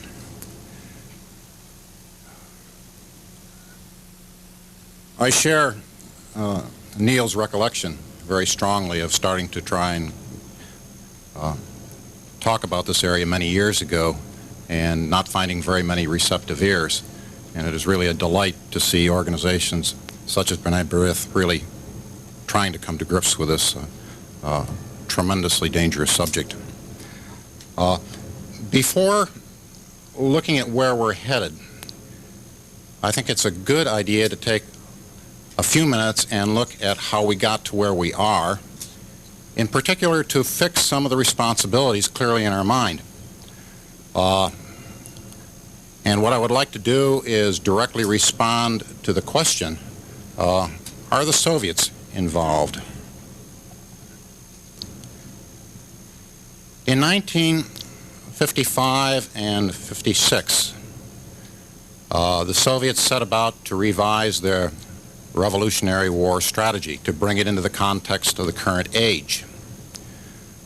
One of the things they did at that time was to decide to put a great deal more effort into what they then decided to describe as wars of national liberation. This title was picked up particularly because it would distance the subject a little bit from Revolutionary War and provide a cover for their operations. One of the main activities they began as a result, or as part of this program, was the training of international terrorists. That began roughly, and decision was taken for that in 1955. And we have seen in the last 8 years a number of books now coming out and recognizing what is happening and identifying terrorist training facilities in the Soviet Union, Bulgaria, Czechoslovakia, Germany, and a number of other surrogate countries. We see the same thing happening in the chemical and biological warfare area. In 1964, the Soviets made a major decision that here was a tremendously powerful area that they needed to exploit. In particular, what heightened the need was their belief that nuclear war was really too dangerous. And they needed some alternatives to nuclear war, which they believed ultimately might come under control through some arms control agreements. This would be, or place the requirement on them, however, to develop alternative weapons that would be even more powerful and increase in their favor the balance of power. With this basic logic, they undertook a major development program in chemical and biological weapons. It had over a 20-year span, and the goal in terms of new weapons development was to introduce qualitatively new and different chemical and biological weapons by 1985. In 1965, they decided that this would be a major war in any NATO engagement, changed their operational plans accordingly, and also decided that it would be major weapons that would be used in third world areas and in particular in the Middle East. In 1967, Iraq approached the Soviet Union. They were concerned about nuclear weapons developments in Israel and asked the Soviet Union to provide them with nuclear weapons. The Soviets refused. Instead, however, they made a decision that fall to provide them with chemical and biological agents as a counter for Israel nuclear capability. And at that time, the source that had the direct information on this indicated that the main question remaining was how to provide the agents to Iraq, and indeed how to use a third agent, third country, or an intermediary party to distribute the agents to them so that they wouldn't be held immediately accountable. In the 1973 war, there were overtones of both chemical and biological capabilities, and of course when large quantities of equipment were seized, U.S. authorities were very surprised to learn the extent of the preparations that were implicit in this equipment for chemical and biological warfare. It was indeed this seizure of equipment that opened people's eyes quite a bit within the United States and caused a beginning of a movement away from a total neglect of the chemical warfare area that had begun in about 1970.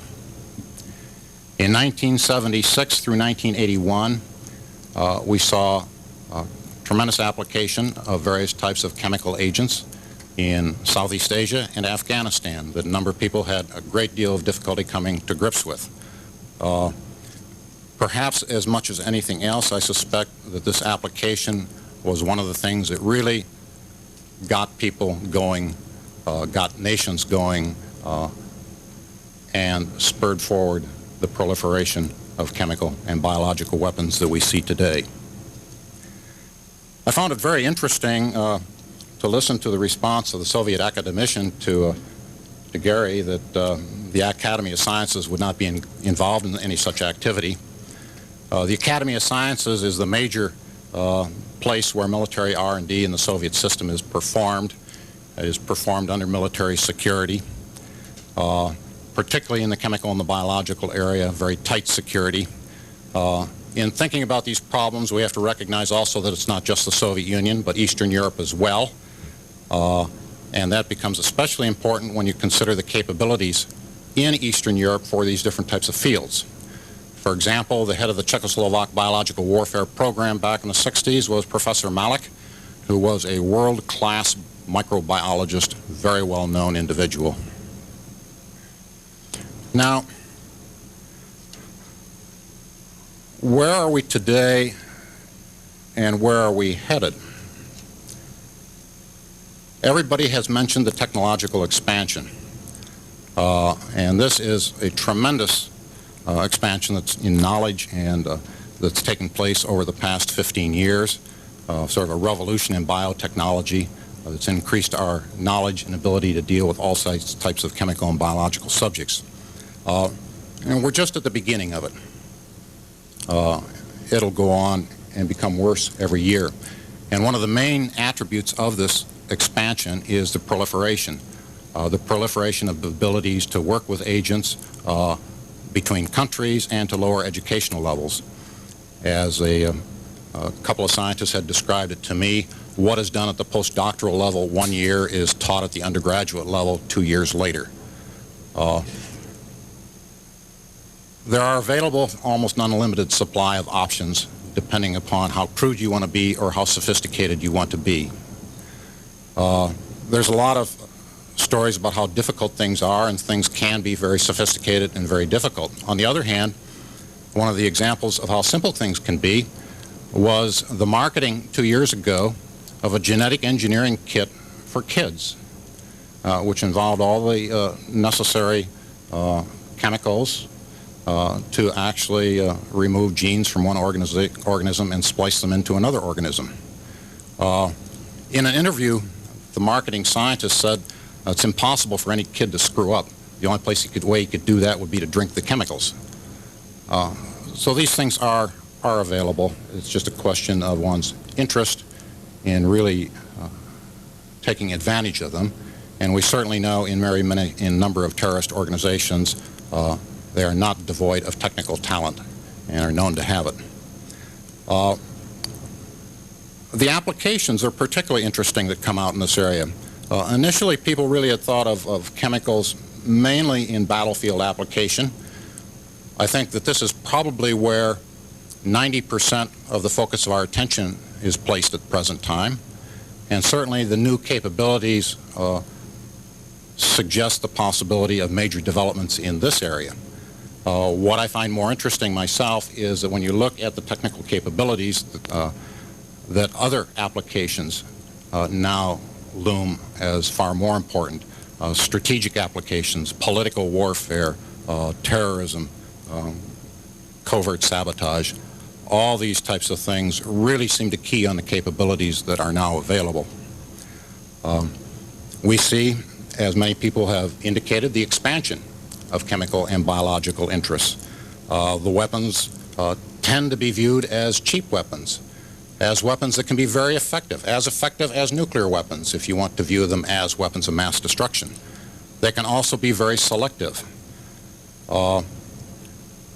Many people are forced, in quotations, into trying to get this capability to have a deterrent because they see their neighbor about to do it. Or they've looked at what happened in Afghanistan or Southeast Asia and decide, well, they should have this capability too. One of the things that really strikes me as of interest is, of course, the development of missiles within the Middle East, and where you have payloads where you want to say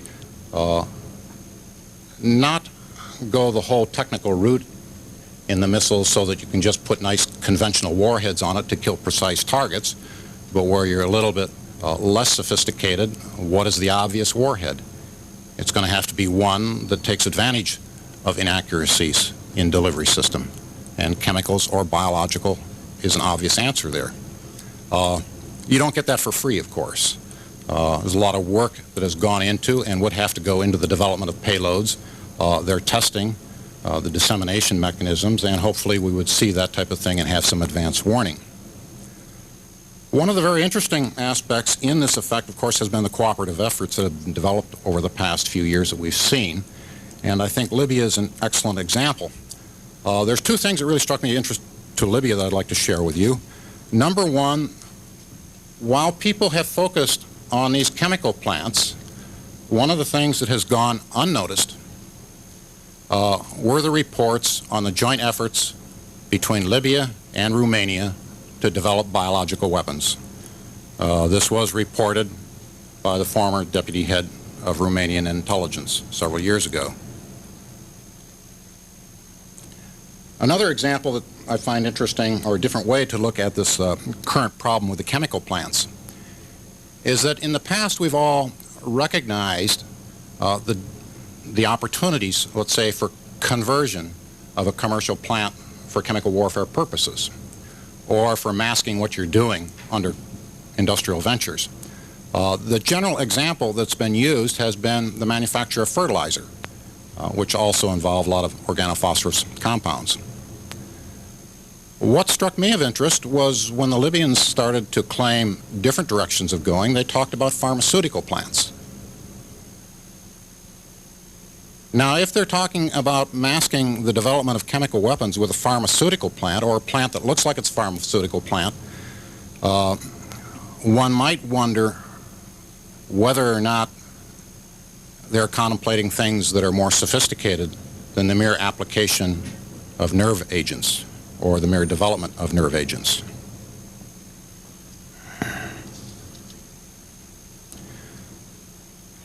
Terrorists, as Neil explained, are knowledgeable, and capable. They have looked at the possibility of the use of both biological and chemical agents. They have been found with the possession of the ingredients for making nerve agent. They have been found in the process of manufacturing toxins, botulinum toxin, for example, in Paris. The very well-known author who exposed international terrorism for the first time, Claire Sterling, indicated to me a couple years ago that she had identified discussions within the terrorist networks in Italy on the use of chemical and biological weapons. We have seen some sabotage take place. The best example that I can think of was the placement of nerve agents within the coffee of the Israeli officer mess, which happened a number of years ago, and I do not believe has ever been reported in the open media, to my knowledge. So it's there, but it hasn't really emerged. In trying to think of where this field is headed, there's sort of four questions that come to my mind. The first is sort of the obvious question: when will terrorists use chemical or biological weapons? Certainly so long as they can get the publicity, they can accomplish their ends with the use of tools that are familiar to them, there's no reason for them to take new risks.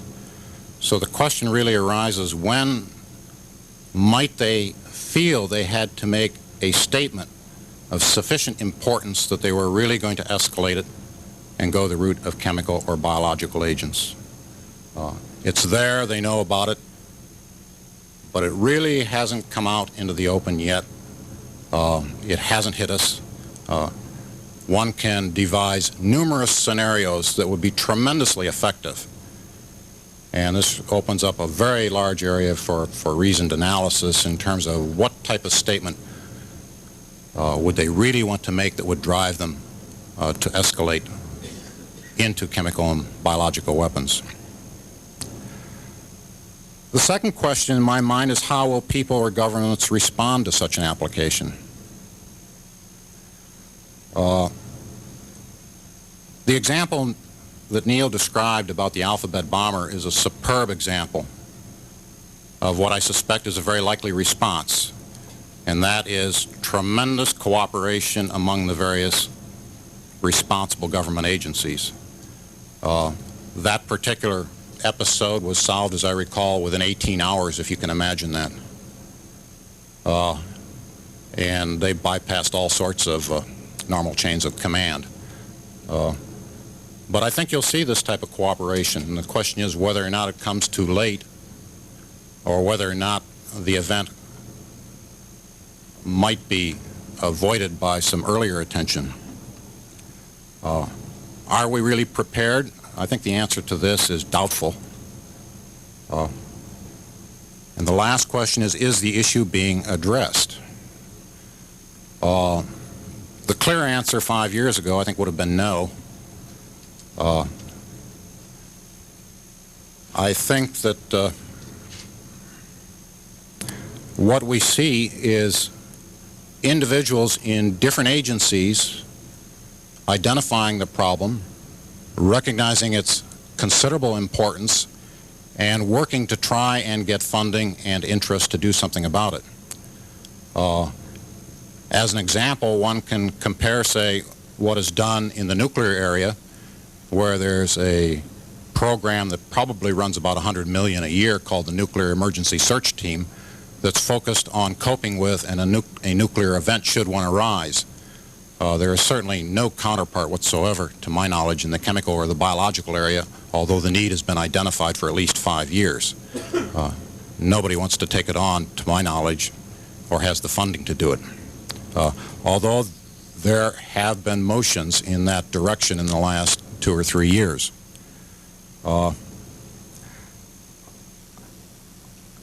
There is interest building. I think that this type of a conference here is an excellent example of such interest, and one that's to be encouraged, because it's really the only way we're going to get this problem out on the table. I'm reminded of what I was told about 4 years ago in talking to the top people at the State Department on the problem of security in embassies, where we thought that there was a problem of potential chemical or biological warfare there that should be considered in the security programs. And indeed, there had been threats of the use of mustard against facilities in the European area.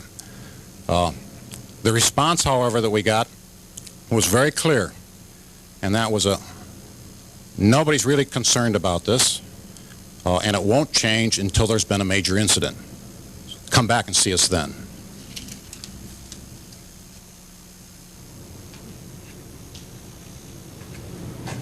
Thank you very much. We've now had the opportunity to hear from 3 panelists, and we'll give you a chance to ask some questions. I would first, though, want to just make one comment. Earlier this morning, a reference was made in the opening remarks about the use of chemical weapons in Afghanistan by the Soviets. We want to say for the record that this statement was based on press reports only. The United States government has made no such accusation, and indeed there has been no substantiation of chemical weapons use by the Soviets in that conflict. Now, I'm sure that there must be many questions for our panelists in regard to their 3 presentations. As I indicated, if you would like to ask questions, please come to the microphones, and then you'll be able to have an opportunity to identify yourself, and your question will also be recorded. While we're waiting for the first question, gentlemen, I would like to ask, just following up on the last speaker's statement, maybe the other 2 panelists could respond as to why they believe, since the technology is available and there are reasons and there are causes that terrorists wish to espouse, why there has not been the use of chemical and biological terrorist acts in the most recent past.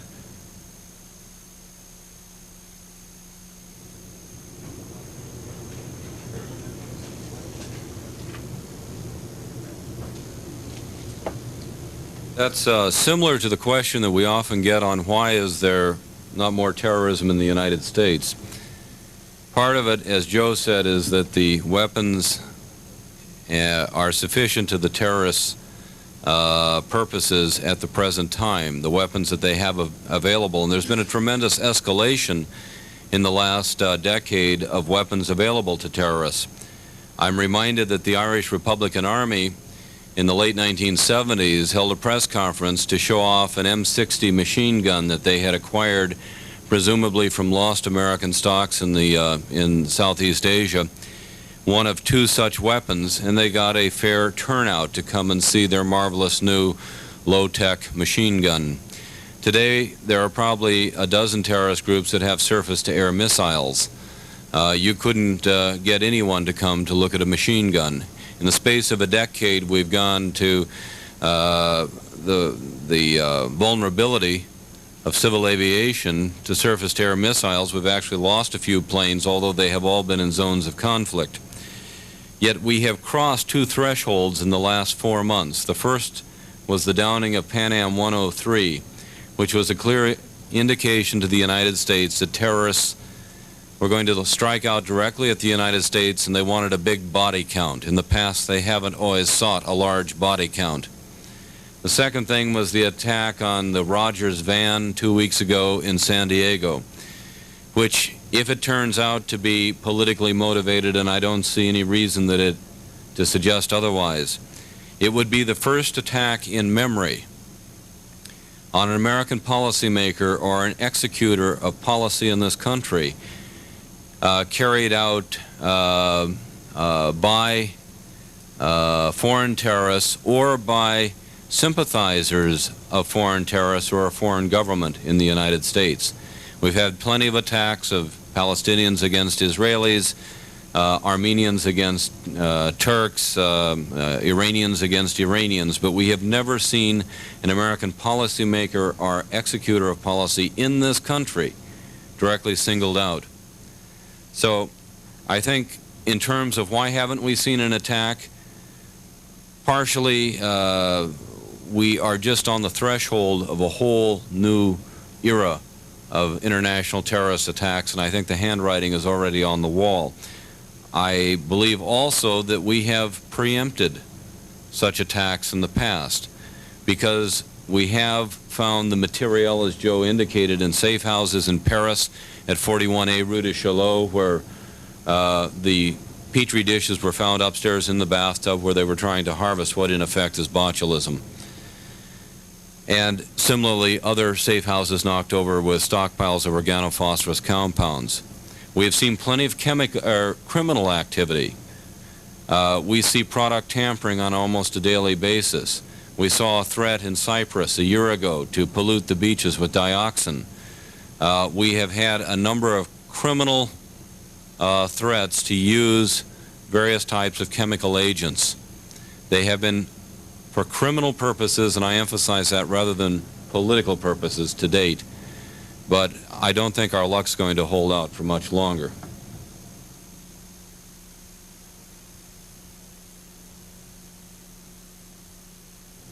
There's one thought I would add to that. The terrorists certainly are concerned about response. They're after a particular response. It may be that they also consider adverse responses. If you have an event that is of such a magnitude that it will actually change the way in which people begin to look at the problem, if it will be sufficiently great that it really starts to get the governments into taking actions, then that may be counterproductive to their interests. And I think that could also enter into their decisions, perhaps not to use it just yet, because if and when they do, there's going to be a tremendous eye-opening within the various governments, and it might actually lead to actions taken that are not to the terrorist interests. Questions now. This gentleman. Well, I want to make a comment and then have a question to Seth Karras. The comment, however, is to Dr. Douglas and Livingston. I happen to be a professional biochemist with graduate training. I worked and wrote on this subject between the mid-60s and the early 70s. I would disagree with virtually every one of their statements and with every one of their assessments. You cannot make these things in your garage or your kitchen. The chemical agents are very toxic, nerve agents. The biological agents, you work, and that's why we have such laboratories, Dietrich. You work under negative pressure. You work under extremely careful conditions. You need massive amounts of culture medium. The techniques for transferring your genetic material are not anything that anybody can do, and it's inconceivable that any child in the world, even a Westinghouse winner, could have a kit that could isolate and transfer genetic material. It's just preposterous. And my question is a very simple and short one of a different nature. Seth, given the U.S. Department of Defense understanding that Israel had chemical munitions by the early 70s, and you stated that Israel has stated a retaliatory policy and has the capability to carry out retaliation. I don't know if you meant that generically for all kinds of military actions or for chemical actions in particular. I'm puzzled then by the Israeli Deputy Foreign Minister's statement in January that Israel did not have chemical munitions.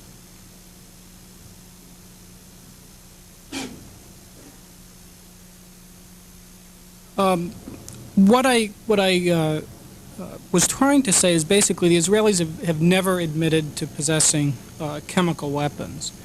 And in fact, they reiterated statements in January from a number of officials saying that they did not have chemical weapons. That view is, of course, not accepted here in Washington, and I think that the U.S. assessment is correct that the Israelis do have the capabilities.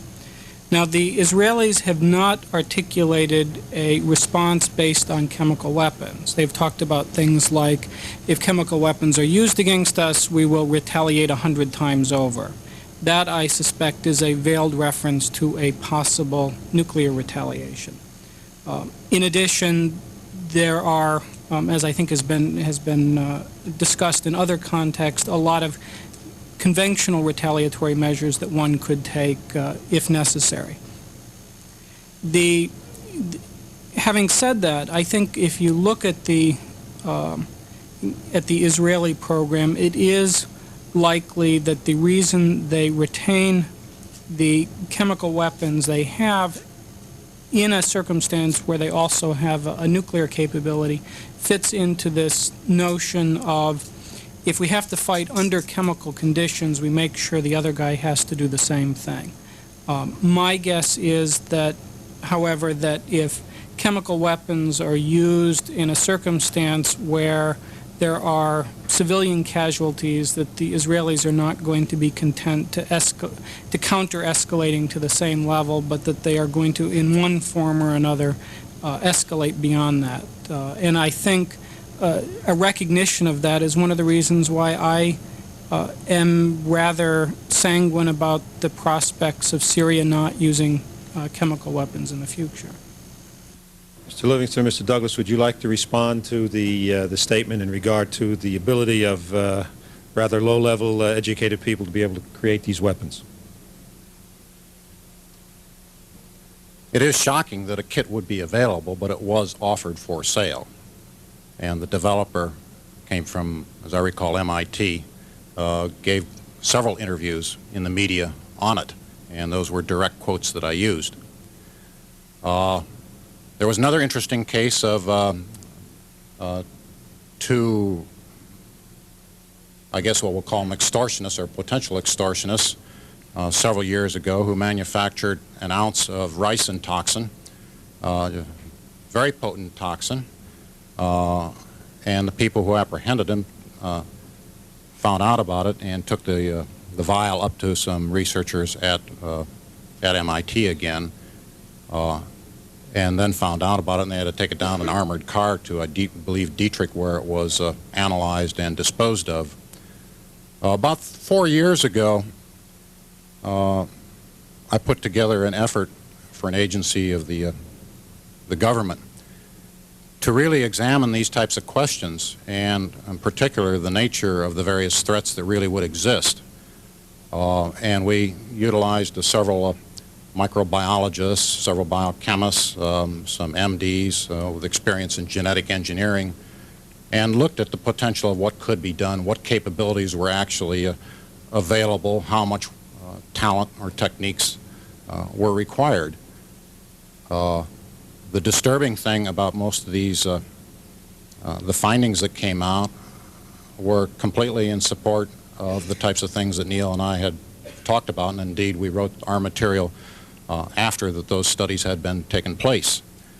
The typical response of the people that I had recruited was, when I would go to them and first describe the nature of the problem, their first reaction for about 10 seconds was one of sort of abject horror. You know, what is this nut doing coming and talking to me like this? And then they'd sort of stop and think for a few minutes, and then they'd take a 180-degree different point of view, which is basically, you know, you're absolutely right, and the problem is much worse than what you make it out to be. Now, of course, things can be done under laboratory conditions, and they should be, and anybody conducting research with an ounce of common sense, I suspect, would want to take all the precautions. But we're not dealing with a perfect world, and all those facilities are not required, and one can do a great deal of mischief in his basement if he so desires.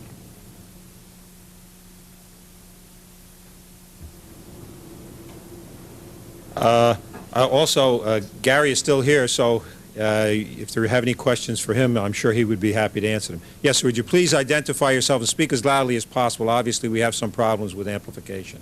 Stephen Leader, Eagle Research. I just wanted to note, for the record, a fact that animal rights terrorists in the UK have, in fact, used noxious chemicals for political purposes in the last year alone. released acids whose fumes were designed to sicken employees of various facilities that they were trying to disrupt. These are not military chemical agents, but they are noxious chemicals used for political purposes, well documented. Other questions? Yes, ma'am. Yes, just Would you please identify yourself Sure. and speak as loudly as possible? Ofra Yeshua Live from Ma'ariv in Israel. I would like the last two speakers just to elaborate on two facts that they stated here I'm not familiar with. The one was the story about some poison administered into coffee of Israeli officers. I think Mr. Douglas said that was not published before. And the other, Mr. Livingston spoke about Mr. Tayeb talking about possible chemical use by Palestinians. Could you elaborate what sort of stuff they were thinking about?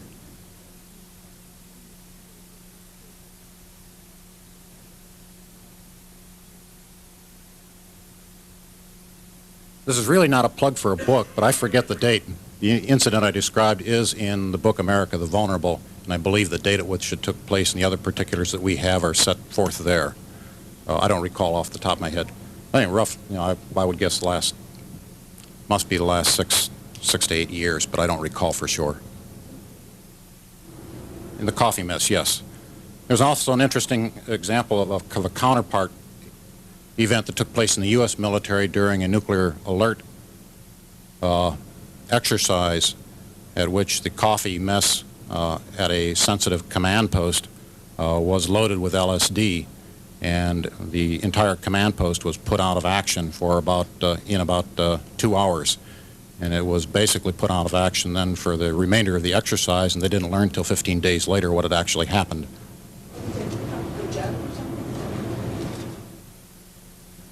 There's no conclusion on that.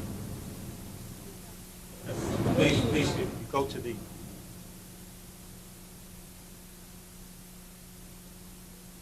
I'm with the West German Press Agency. Louder, please. Can you hear me? I just wanted to ask you about these kits that can be bought on the market. Where can you buy them? What are they called? How much do they cost? Who produces them? Maybe I want one.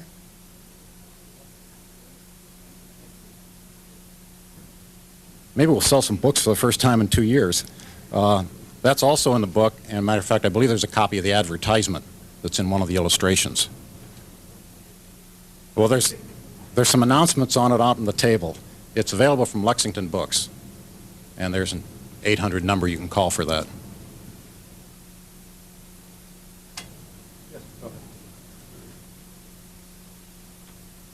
To respond to the rest of your question on the Abu Tayyab statement, it was an interview that was given in Jordan, and it was given to the Jordan Times. It was picked up by the Foreign Broadcast Information Service, and the text from Nicosia, Cyprus said Palestinian commandos have chemical weapons and will not hesitate to use them against Israel in future wars, a commando leader says, and it goes on from there.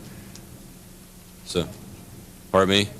No specifications in it. I thought it was an interesting threat to make, and quite frankly, I have a stack about this thick out of the FBIS reports picked up on the Baghdad Voice of PLO and various other Palestinian newspapers and media outlets, including Radio Monte Carlo, which, despite its characterization in the New York Times recently as an independent radio organization, in our new book we've very clearly demonstrated that it is majority ownership is in the hands of the PLO.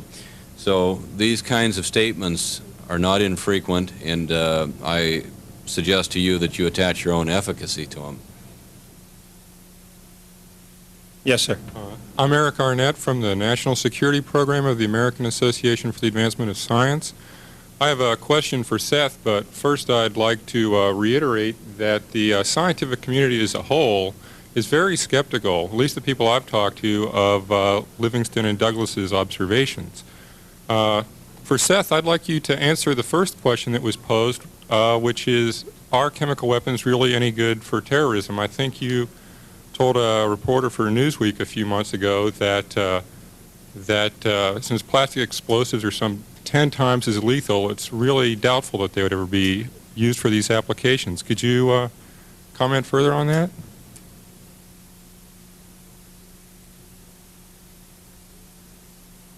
No, I'm not sure what I was quoted as saying. I have not spent a lot of time working on this subject. My own bottom line has been actually a point that was raised by both Drs. Livingston and Douglas, which is terrorists tend to use weapons that they are comfortable with and that they know how to handle safely. Up till now, the weapon of choice has clearly been some form of plastic explosive. And as a result of the virtues of that particular weapon and the ways in which you can use it, my inclination is to suspect that it will continue to be the weapon of choice. I'm not really inclined to go beyond that because I really don't know enough about the subject to make an intelligent comment. Yes, please. I'm Herbert Spielman. I'm attending this seminar in my capacity as the president of the National Capital Association, B'nai B'rith. I have a question really for Mr. Thatcher having to do with his comment concerning the Soviet position at Geneva. Did I understand him correctly to say that the Soviets had gone to considerable lengths to open their facilities to inspection on a random basis practically in connection with this business of chemical and biological weapons? We have known in the past that the Soviet Union has been very cautious in disseminating nuclear weapons to third world countries, for example, or nuclear capabilities to third world countries. And I wonder if, in that regard, there's a second question. Do we have good evidence that the Soviets have been willing to provide chemical and biological assistance to third world countries, particularly in the Middle East? I'd appreciate answers to both of those questions, please.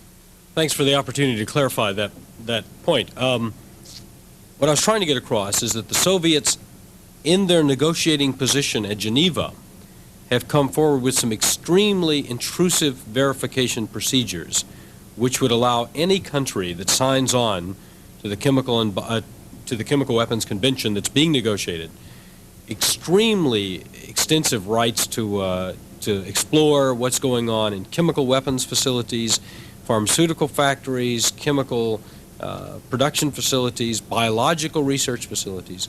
But it's contingent upon getting other countries to agree to that Chemical Weapons Convention that's being negotiated. Short of that, up until that, the Soviets had been not forthcoming at all about allowing inspections. And that was the point I was trying to make with regard to the fact that glasnost has not permeated through to the actual inspection rights. Soviets have been through Fort Detrick. They've been through our chemical weapons destruction facilities at Tooele, Utah. They've been through various production facilities in the United States, fairly high-level people, including their Minister of Health. But they haven't, for the most part, reciprocated. They have allowed inspections at their facility at Shikani. They allowed representatives from, I think, 45 countries to visit there a couple of years ago. And they showed a bunch of 1940, 1950 vintage weaponry that no one really believes is a full accounting of their entire inventory. So they have not been at all forthcoming short of the convention. But they claim that once the convention is signed, they're going to be extremely forthcoming, if you see the distinction. As far as this area of sharing the technology in the Middle East, I have to stick with what I said earlier, which is that I don't have any evidence. And the evidence, to me, somewhat speaks to the contrary. I mean, if you look at where the production facilities are coming from in the countries that we know about, Iraq and Libya, they've managed to get it on the commercial market, primarily through West Germany, secondarily through Switzerland, through the Benelux countries. from the United States, for that matter. I mean, there's been more documented cases of feedstocks of raw materials coming from even the U.S. than there has been from the Soviet Union. So I guess what I'm saying is the evidence to me implies that they're getting it on the commercial market through false flags. If the Soviets were out there doing it, it seems to me like we would, first of all, have the evidence, and second of all, not have any doubts about the validity of making that evidence public. Directly chemical weapons years ago. It's well documented. Well, as I say, I don't have that evidence, and that's all I can go by. And I'm happy to take questions from people who have the evidence. But I certainly in Iraq, in Libya, the case maybe can be made in Syria that there's been more involvement. For instance, the Pikolov, the head of the Chemical Corps, visited Syria not too long ago, and I asked some U.S. intelligence experts about that and said, what do you make of this when the head of the Soviet Chemical Corps shows up in Syria? Isn't that a matter of major concern? And the theory was there that he was doing his own intelligence gathering, that they were as concerned as anyone else about what was going on there, and a nice way to take care of it was to send Pikolov on a visit and let him look the facilities over himself. But I stress to you, I know this is controversial, I know a lot of people would disagree, but that's the information I have, and I really can't go beyond what I've been able to uncover. Me or somebody else? Well, Seth would like to make a comment.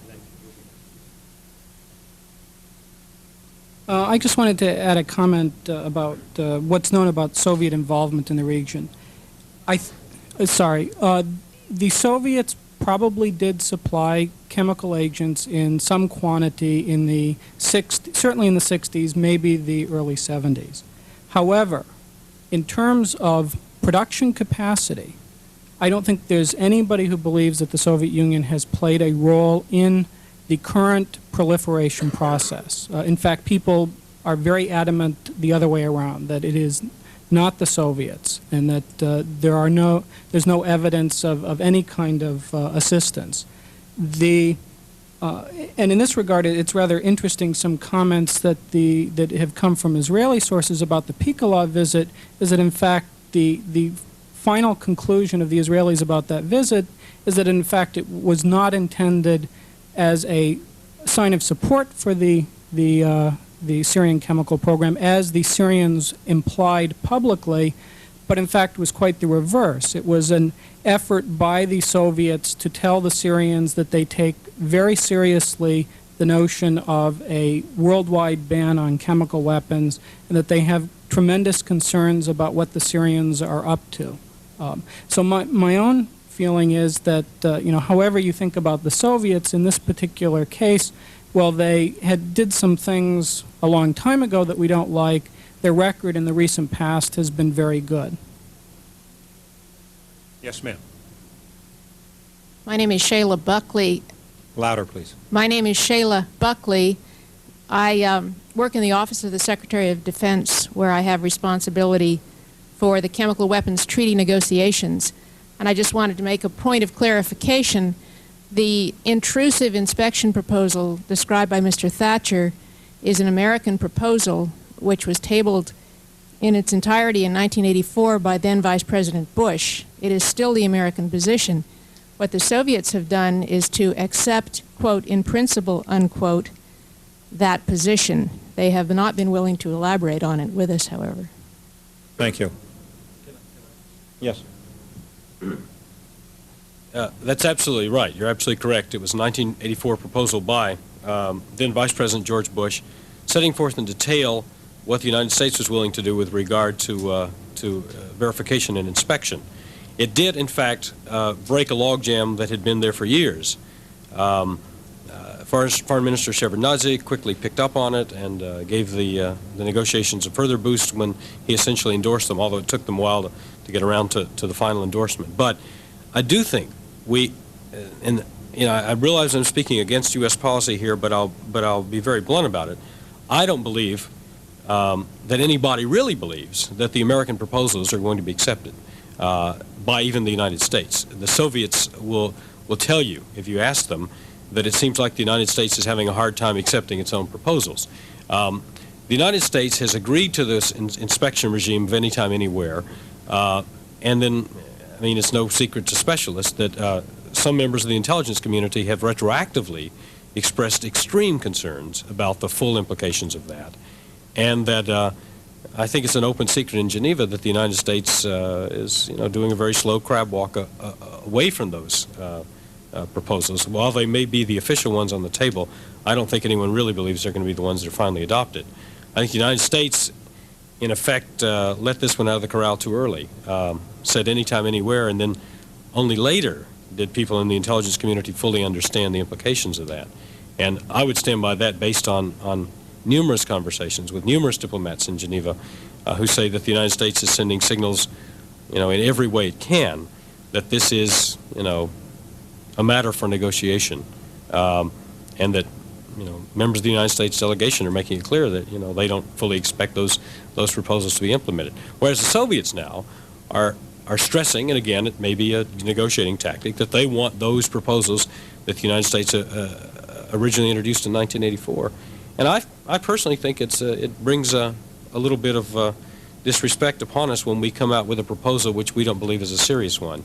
Now some people argue, well, that's negotiations, that's diplomacy, that you in effect stake out a position and let other people, respond to it and react to it, and you end up with something that's a compromise. To me, it doesn't really sell well for the United States to put out a proposal it really doesn't want. But I agree that, we have a disagreement on that. This gentleman first. Yes, Robin Ranger, United States Institute of Peace. This is a question for clarification for the record. Speaks to Joe to a point you made, but I think others will probably be able to comment usefully on it. You made a statement, which I would agree with, that the available evidence, and you of course have had access to classified information as well, indicates that the Soviets did indeed engage in large-scale use of chemical weapons, possibly limited use of biological weapons, and also transferred these certainly to other governments in the 1970s and early 1980s. As you know, though, this is a very contentious issue in the policy-making community and in the scholarly community. My fellow panelist this afternoon, Elisa Harris, has written an extremely long article in International Security arguing that the evidence is not convincing of Soviet CW and BW use and is not convincing of the Soviet release of anthrax, which I think very much relates to Gary Thatcher's points on anthrax, are not convincing. So I wonder if, for the record, you and your colleagues would like to clarify the nature and convincingness of this evidence, and also perhaps if Gary Thatcher could comment on how the evidence now looks in light of the very, very extensive research interviews which he conducted for that splendid series in the Christian Science Monitor. Gentlemen, if you can make your responses brief, because you only have a short time, and this gentleman has been standing for a long time and is entitled to ask a question.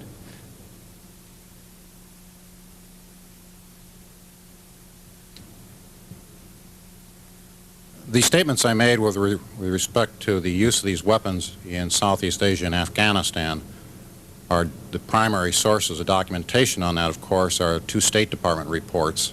I think it was number 98 and 101 or something like that, that dealt with the basic evidence that had been accumulated at that time. Since that time, of course, there have been major efforts to discredit those reports by numerous people, referring to it as bee-dung and everything else, which most people are familiar with. To the best of my knowledge, the government position is the correct position, and it's just that they haven't gone public. People have other things to do than to respond to a bee-dung theory all the time. I did not make any statements on BW transfer or BW use. I haven't heard of any BW use in either of those two situations. We do have this afternoon, however, a person that knows a great deal more about that area than I do, I'm sure, Gary Crocker, and maybe he could address it at that time. I think he's done the majority of work within the government.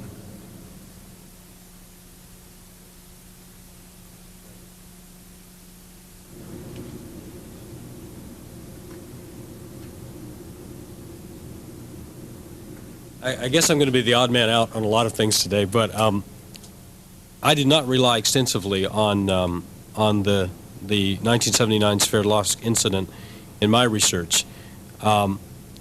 Here's what I concluded after studying everything I could on it, that there clearly was a major, I'm sorry, if we're talking in sort of symbols that a lot of you don't understand, just quick background. 1979 major outbreak of anthrax in the Soviet city of Sverdlovsk. The United States alleged that this was a result of an accidental release of anthrax in an aerosol form, which killed, who knows how many people. Here's what I concluded. I concluded that there in fact was a major outbreak of anthrax in Sverdlovsk in 1979 because the Soviets have now conceded this fact. I also found that in help me on this one if I'm wrong, but I believe it was 2 years ago where we had a review of the Biological Weapons Convention. At the experts meeting, the Soviets declared their facilities where research was being conducted under the terms of the Biological Weapons Convention, and one of those facilities was in Sverdlovsk. I consider myself a reasonable person, and so I conclude that there is a Soviet biological research facility in Sverdlovsk which uses anthrax, and that there was an outbreak in 1979. I haven't seen personally the evidence that makes the leap that says that the anthrax outbreak was unquestionably the result of an accidental outbreak at the facility. I'm unconvinced by the Soviet claims that, oh, well, this is a different total facility, it's in a different part of town, don't worry about this, guys. On the other hand, the case to me has not been made publicly enough that clearly that was the cause. I went to an extensive Soviet presentation done on this last year where they brought slides and autopsy reports and everything else. And I found it pretty unconvincing, frankly. I think they showed a lot of slides of anthrax victims and gave an argument that could possibly be true that this was a result of contaminated meat. But I wasn't convinced. Neither am I convinced by the evidence that the U.S. government has made publicly. So I basically have to leave that in the area of, it looks very suspicious, but until either side comes up with more evidence than we've seen so far, I did not rely on it extensively in my research for proving the case one way or the other. Sorry. Yes, sir. I'm Douglas Strusan. I'm visiting fellow at the Heritage Foundation. We've heard a great deal this morning about threats from the delivery of chemical and biological agents by ballistic missiles. And the statement has been made that there is no defense against ballistic missiles. And that, of course, is not true. I don't think that anyone questions that the Soviet Union has the system for the protection of Moscow, which is permitted under the ABM Treaty. I think a great many people, including some in this room, believe that the Soviets have made far greater progress in ballistic missile defense than the treaty might permit. We also, I think, know that the Israelis have an ongoing anti-ballistic missile program going called the Arrow. And this is certainly, I think, intended to deal with the new threat, and to which the chemical warheads, which the weapons which Israel's enemies might choose to use, would have adds point. I think that the threat of chemical and biological weapons, which might be delivered by missiles which might not come over the pole, is a reason for an additional incentive for the United States to explore strategic defense, and that we should perhaps be thinking less about putting this beast back in its cage, since we have heard, I think fairly convincingly this morning, that the beast is out or very close to being there, and creating systems and mechanisms by which we could cope with its attempt to pounce, rather than hoping against hope for some form of international arrangement. And if anyone who spoke this morning would like to comment, I would welcome them. Any comments by? All right, we're going to break now. There will be a lunch, and then we will reconvene to hear the ambassador. I have one announcement, a message for Cheryl Parrott. Please call Lieutenant Manning. Is Cheryl Parrott here?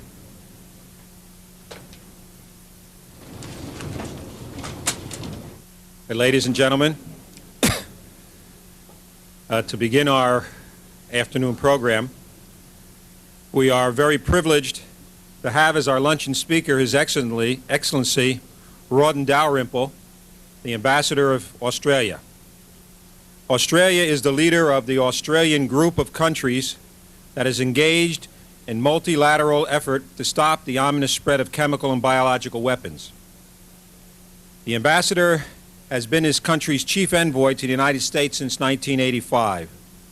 His career in the Australian Foreign Service has spanned 3 decades, including various assignments in Bonn, London, Manila, Jakarta. In 1972, he was appointed the Ambassador to Israel. Returning to Canberra in late 1975, he held senior positions in the Department of External Affairs until his appointment as the Ambassador to Indonesia in 1981, a post he held until 1985. The Australian Embassy in Jakarta is that country's 3rd largest and is regarded as one of its most important. The Ambassador was educated at Oxford in England, and in 1952 he was selected as a Rhodes Scholar for the state of New South Wales. In 1987, Ambassador Dalrymple was named the officer in the Order of Australia. We are pleased to welcome His Excellency F. Rawdon Dalrymple.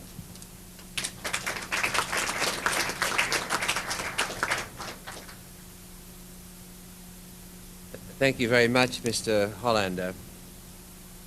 I'd like to thank Birith for the honour that you've done me and Australia by offering this opportunity to give you our thoughts about a major problem confronting governments, large, medium and small, all around the world. This is no mere rhetorical point. I recall that our then Prime Minister Malcolm Fraser, when he received your gold medal in 1980, said, "You represent an organisation which has demonstrated the seriousness of its concern for human dignity and justice over the years. Unfortunately, human dignity and the right to live free from the terror of chemical warfare are being eroded by the spread of the chemicals, the equipment, the plants, and the technology for making chemical weapons. I'd like to explain to you today why Australia is so involved in efforts to halt this spread, and in parallel efforts to rid the world of these ghastly weapons for all time and in all environments. I should start by congratulating the B'nai B'rith for putting this unsavoury but topical subject on its agenda and organising a full-day seminar on it. Issues relating to chemical weapons are not glamorous or intriguing aspects of diplomacy, but they are urgent, threatening and growing in importance. There is always a temptation for international diplomacy to sweep difficult and unpleasant problems under the carpet. One of the lessons of the multifarious barbarities of the 20th century is that the only way to deal with such problems is to confront them openly and with determination. Why is chemical warfare, why are chemical weapons so horrible? It can be argued, and it is argued by some military professionals, that the form of weapon used in war is irrelevant. Only its efficiency and battlefield effectiveness count. This attitude seems to us in Australia to be too glib. CW is different because it is perceived to be different. Its nature, slow, silent, indiscriminate, killing or maiming military and civilians alike, arouses deep psychological aversion. Some have argued that this aversion stems from the atavistic fear of asphyxiation, which causes some of the primary impulses in human beings. For many, and in particular, I think of the thousands of Australian troops who were casualties of poison gas in World War I, the horror of chemical weapons arises directly from the immediate memories of the Flanders fields and other chemical battles. For whatever reason, however, there is no doubt that there is a special dimension, even a political dimension, to chemical warfare that does not attach to conventional weapons. Perhaps it is also a revulsion at individual governments exploiting the benefits of scientific and technological advances, which we expect to be put to good use on behalf of the whole of mankind. This disturbing diversion of intellectual endeavour to aberrant ends is caught in the chilling encomium of these weapons as a higher form of killing by one of the early architects of chemical warfare. Unfortunately, in one sense, the industrial revolutions which produced so many stunning advances also gave us the capability to produce the modern versions of chemical weapons. Chemical weapons are cheap, easy to make, and hard to defend against. These are relevant considerations for a country like Australia, since much of our nation lies in a tropical environment where defences would be especially burdensome. Even worse, the informal but largely effective norms against CW, which grew out of the horrors of World War I and which were embodied in the Geneva Protocol of 1925, are being eroded. While these norms largely held for the period 1918 to 1980, with a few exceptions, the past decade has seen the massive use of chemical warfare and its acquisition by a number of countries. The precise number of proliferants can be debated, but the trend is unambiguous.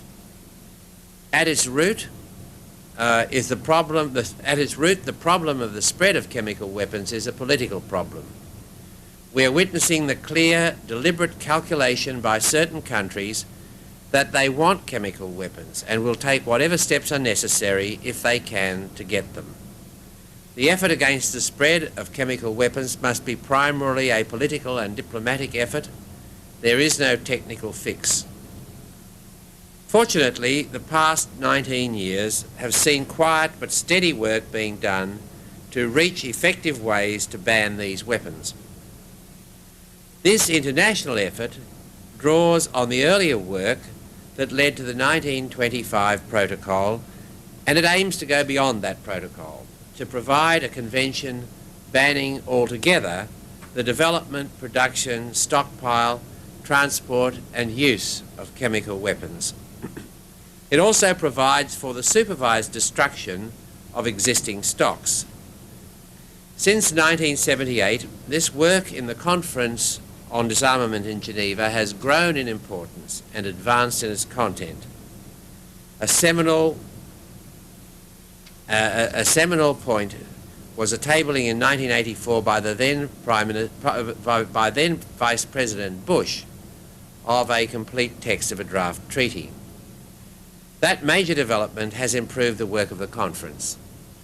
With a new Soviet approach in recent years, there has been quite rapid progress to the point where most of the major conceptual issues and many of the details have been resolved. There is, however, a considerable amount of technical details still awaiting resolution. Mr. Chairman, I need hardly tell an audience such as this that no treaty in and of itself will change politico-military realities. The treaty can embody political decisions already taken, and it can create norms that over time gain widespread acceptance and authority. Obviously, the very act of adhering to a treaty represents a political commitment, and it is in itself a valuable asset against the further spread of chemical weapons. But we need to have more than that. To be truly useful, the treaty must have intrusive and elaborate verification provisions. These provisions are now being developed in Geneva and will be uniquely complex. They will be not only indicators of a commitment to the purposes of the treaty, they will also be guarantees of the integrity of the treaty. Now, as I said, no treaty binds except with ropes of paper. But that is true of all treaties. We want a treaty that holds together also because its adherents see that it gives them something really worthwhile, furthering their own interests. In other words, it must offer an enhanced and more stable security environment. The treaty must be adequately verifiable to give assurances to its parties that all have gained from the removal of the threat of chemical weapons. The treaty must also be workable. If its provisions are too prescriptive and rigid, it will simply not work, and the international chemical industry will simply not cooperate. At the heart of the negotiations, therefore, is the intensely difficult but compelling task of finding the right balance between security benefits and commercial realities, which also addresses the risks of chemical warfare proliferation without the treaty and the risks of creating and the risk of cheating under an imperfectly designed and monitored regime. Australia believes that those judgments are close to resolution, that the negotiations in Geneva are close to success. Specifically, we are confident that a treaty capable of attracting very broad support, as it will need to do, will emerge in the foreseeable future, perhaps within 2 years. Mr. Chairman, one of the unforeseen but important events, one of the unforeseen but important benefits of negotiating such a complex treaty, the current version of the rolling text is over 150 pages, whereas the 1925 protocol was less than 1 page, is that a dialogue has been stimulated between governments and their national chemical industries. This dialogue will need to be intensified and developed. In order to do that, the Australian Foreign Minister, Senator Gareth Evans, announced on 6 March that Australia would host a major international conference later this year designed to bring together governments and their chemical industries in a working conference and to discuss the problem of the diversion of chemical feedstocks, equipment, plant and technology for chemical weapons purposes. Because this conference essentially brings together the industrialists who have the relevant technology and governments with a direct interest, there is some concern that it will form a focus for current neutral and non-aligned and third world suspicion that existing chemical warfare possessors and industrialised states are endeavouring to set up a discriminatory regime which would deny chemical weapons to other countries, inhibit the transfer of chemical equipment, know-how and feedstocks to developing countries, thus thwarting their legitimate industrial development, and preserve existing CW stocks, particularly in the arsenals of the superpowers. So let me make it perfectly clear that the conference is aimed at facilitating the achievement of a global ban on chemical weapons, involving the destruction of existing stocks and preventing the development of new stocks. One clear potential obstacle to the full and effective implementation of the Chemical Weapons Convention is the fact that there is still an incomplete appreciation throughout the international chemical industry of the role of industry in addressing the chemical weapons problem. As Australia's consultations with our own domestic chemical industry have shown, it's only through practical dialogue between government and industry as working partners that effective measures can be taken. Worldwide, this sort of dialogue is an essential prerequisite for the effective implementation of a fully comprehensive chemical weapons ban. The proposed government industry conference in Australia is intended to fill this significant gap. There is no existing mechanism for governments and international industry to work together on this issue. We hope that the conference will also act as the catalyst in creating that vital link of a practical dialogue between individual governments and their national industries. Because without that link, the aims of the CW Convention could not be translated into an effective regime. The conference was conceived and is being planned as an activity fully supportive of a global, comprehensive CW Convention. Let me describe now another separate initiative which Australia has also pursued vigorously, that of export controls on chemical weapons precursors. As evidence of Iraq's use of chemical weapons grew in the mid-1980s, Australian scientists set to work to determine contents of Iraq's shopping list and the likely development of their chemical weapons program. In 1985, we in Australia introduced export controls on 8 chemicals, expanding that list to 30 2 years later as our understanding of the program grew. Australia also convened meetings of other OECD countries, including the EC12 and the United States, mindful that export controls are only effective if there are no obvious gaps and if those countries participating are confident they will not be undercut by a more ambitious and less principled trading nation. As I commented earlier, one outcome of the coordination work on the Chemical Weapons Convention and export controls has been to stimulate dialogue between governments and within countries, which is part of the long process of building and reinforcing political norms.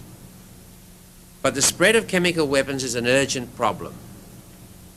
Some would claim that export controls have not been a success. Just look at Libya. To which we respond that the very nature of chemicals and the chemical industry, the ease with which mustard gas can be made, for example, mean that legislative controls cannot and should not be a substitute for responsibility. Responsibility that is based on self-interest in realising that chemical warfare is a game in which there are no winners in the long term. The size and complexity of the chemical industry mean that it has to be a partner in this effort. It's the only way. The introduction of export controls in Australia has demonstrated to industry that the government is serious in working towards chemical disarmament, and that there is a determination behind the ominous greeting, "We're from the government and we are here to help you." Australia's export control system was designed together with industry to minimise disruption to legitimate commerce. So efficient is it that export applications are received by fax and processed within 48 hours. Industry's experience in this exercise has helped to convince them of the government's real concern to strike a balance between arms control efforts and legitimate commercial interests. That lesson is one which can help Australia move swiftly and effectively in implementing the future Chemical Weapons Convention. Mr. Chairman, Australia has also taken other interim measures to try to control the spread of chemical weapons. We are currently engaged in implementing an initiative which our Prime Minister, Mr. Hawke, announced in June 1988 at the Asia Society in New York. That effort is directed at discussing with our neighbours the security problem which chemical weapons pose for our region, how best to avoid it, and how to prepare for the Chemical Weapons Convention. So far, we have had quite extensive bilateral discussions with Southeast Asian governments. Next month, we will be talking in detail with South Pacific nations. The response to our efforts so far has been very positive.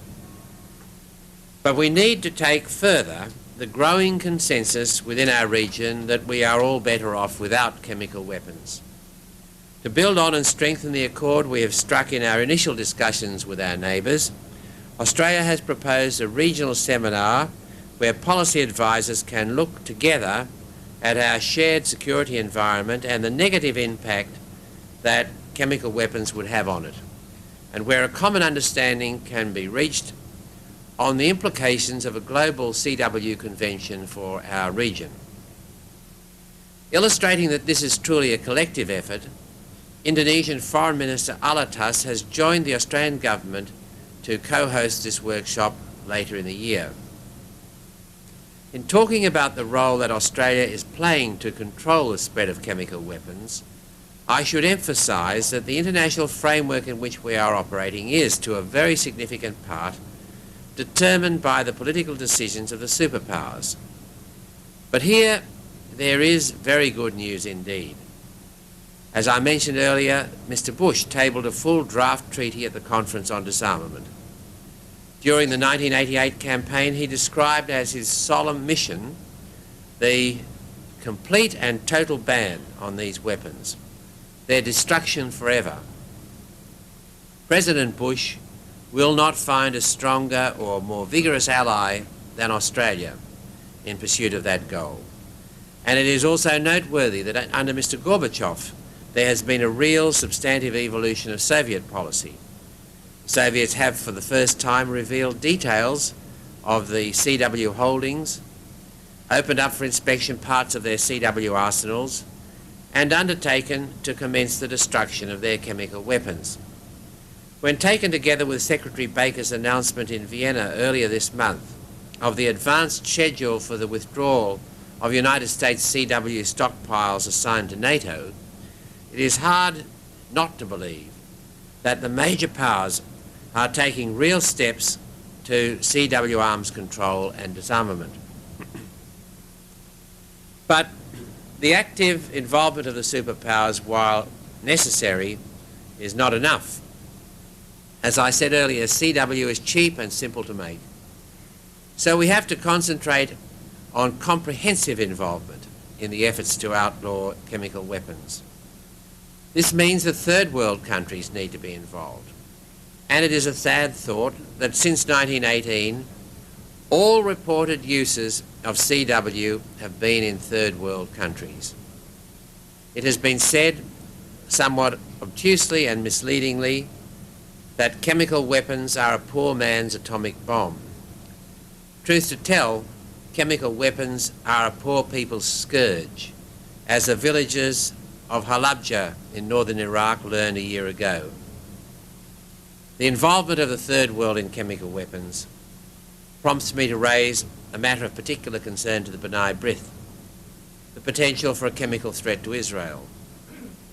At the Paris International Conference in January of this year, a number of nations argued that the nuclear capacity they believed Israel to possess could justify a chemical threat against Israel. Australia rejects that argument. We see it as in all countries' interests to break the destabilising chain of a perceived threat justifying the production of an actual threat. We urge Israel to forswear any nuclear ambitions and join the Non-Proliferation Treaty. And we emphatically declare that there can be no justification for a chemical weapons threat to Israel. Equally, it is our conviction that Israel's security would ultimately only be impaired if it were to acquire a chemical weapons capacity. This would further undermine the moral and legal constraints against CW proliferation and could be seized upon as a justification for further CW arsenals. Rather, it seems to us, Israel's security and the security environment of the whole Middle East stands to be improved by a credible, verifiable ban on chemical weapons. Mr. Chairman, if the efforts to find effective barriers against the spread of chemical weapons do not succeed, we may well see quite soon a world characterised by many states possessing CW and many with a well-developed capacity to move quickly in that direction. We shall then all be forced to rely on a variety of defensive and deterrent postures, with all that that implies in democratic societies where the deep-seated aversion to these weapons will be articulated and action demanded. On the other hand, we have very close at hand the prospect of a world where there is a process of universal CW disarmament and an institutionalised restraint on the spread of these horrible weapons. We also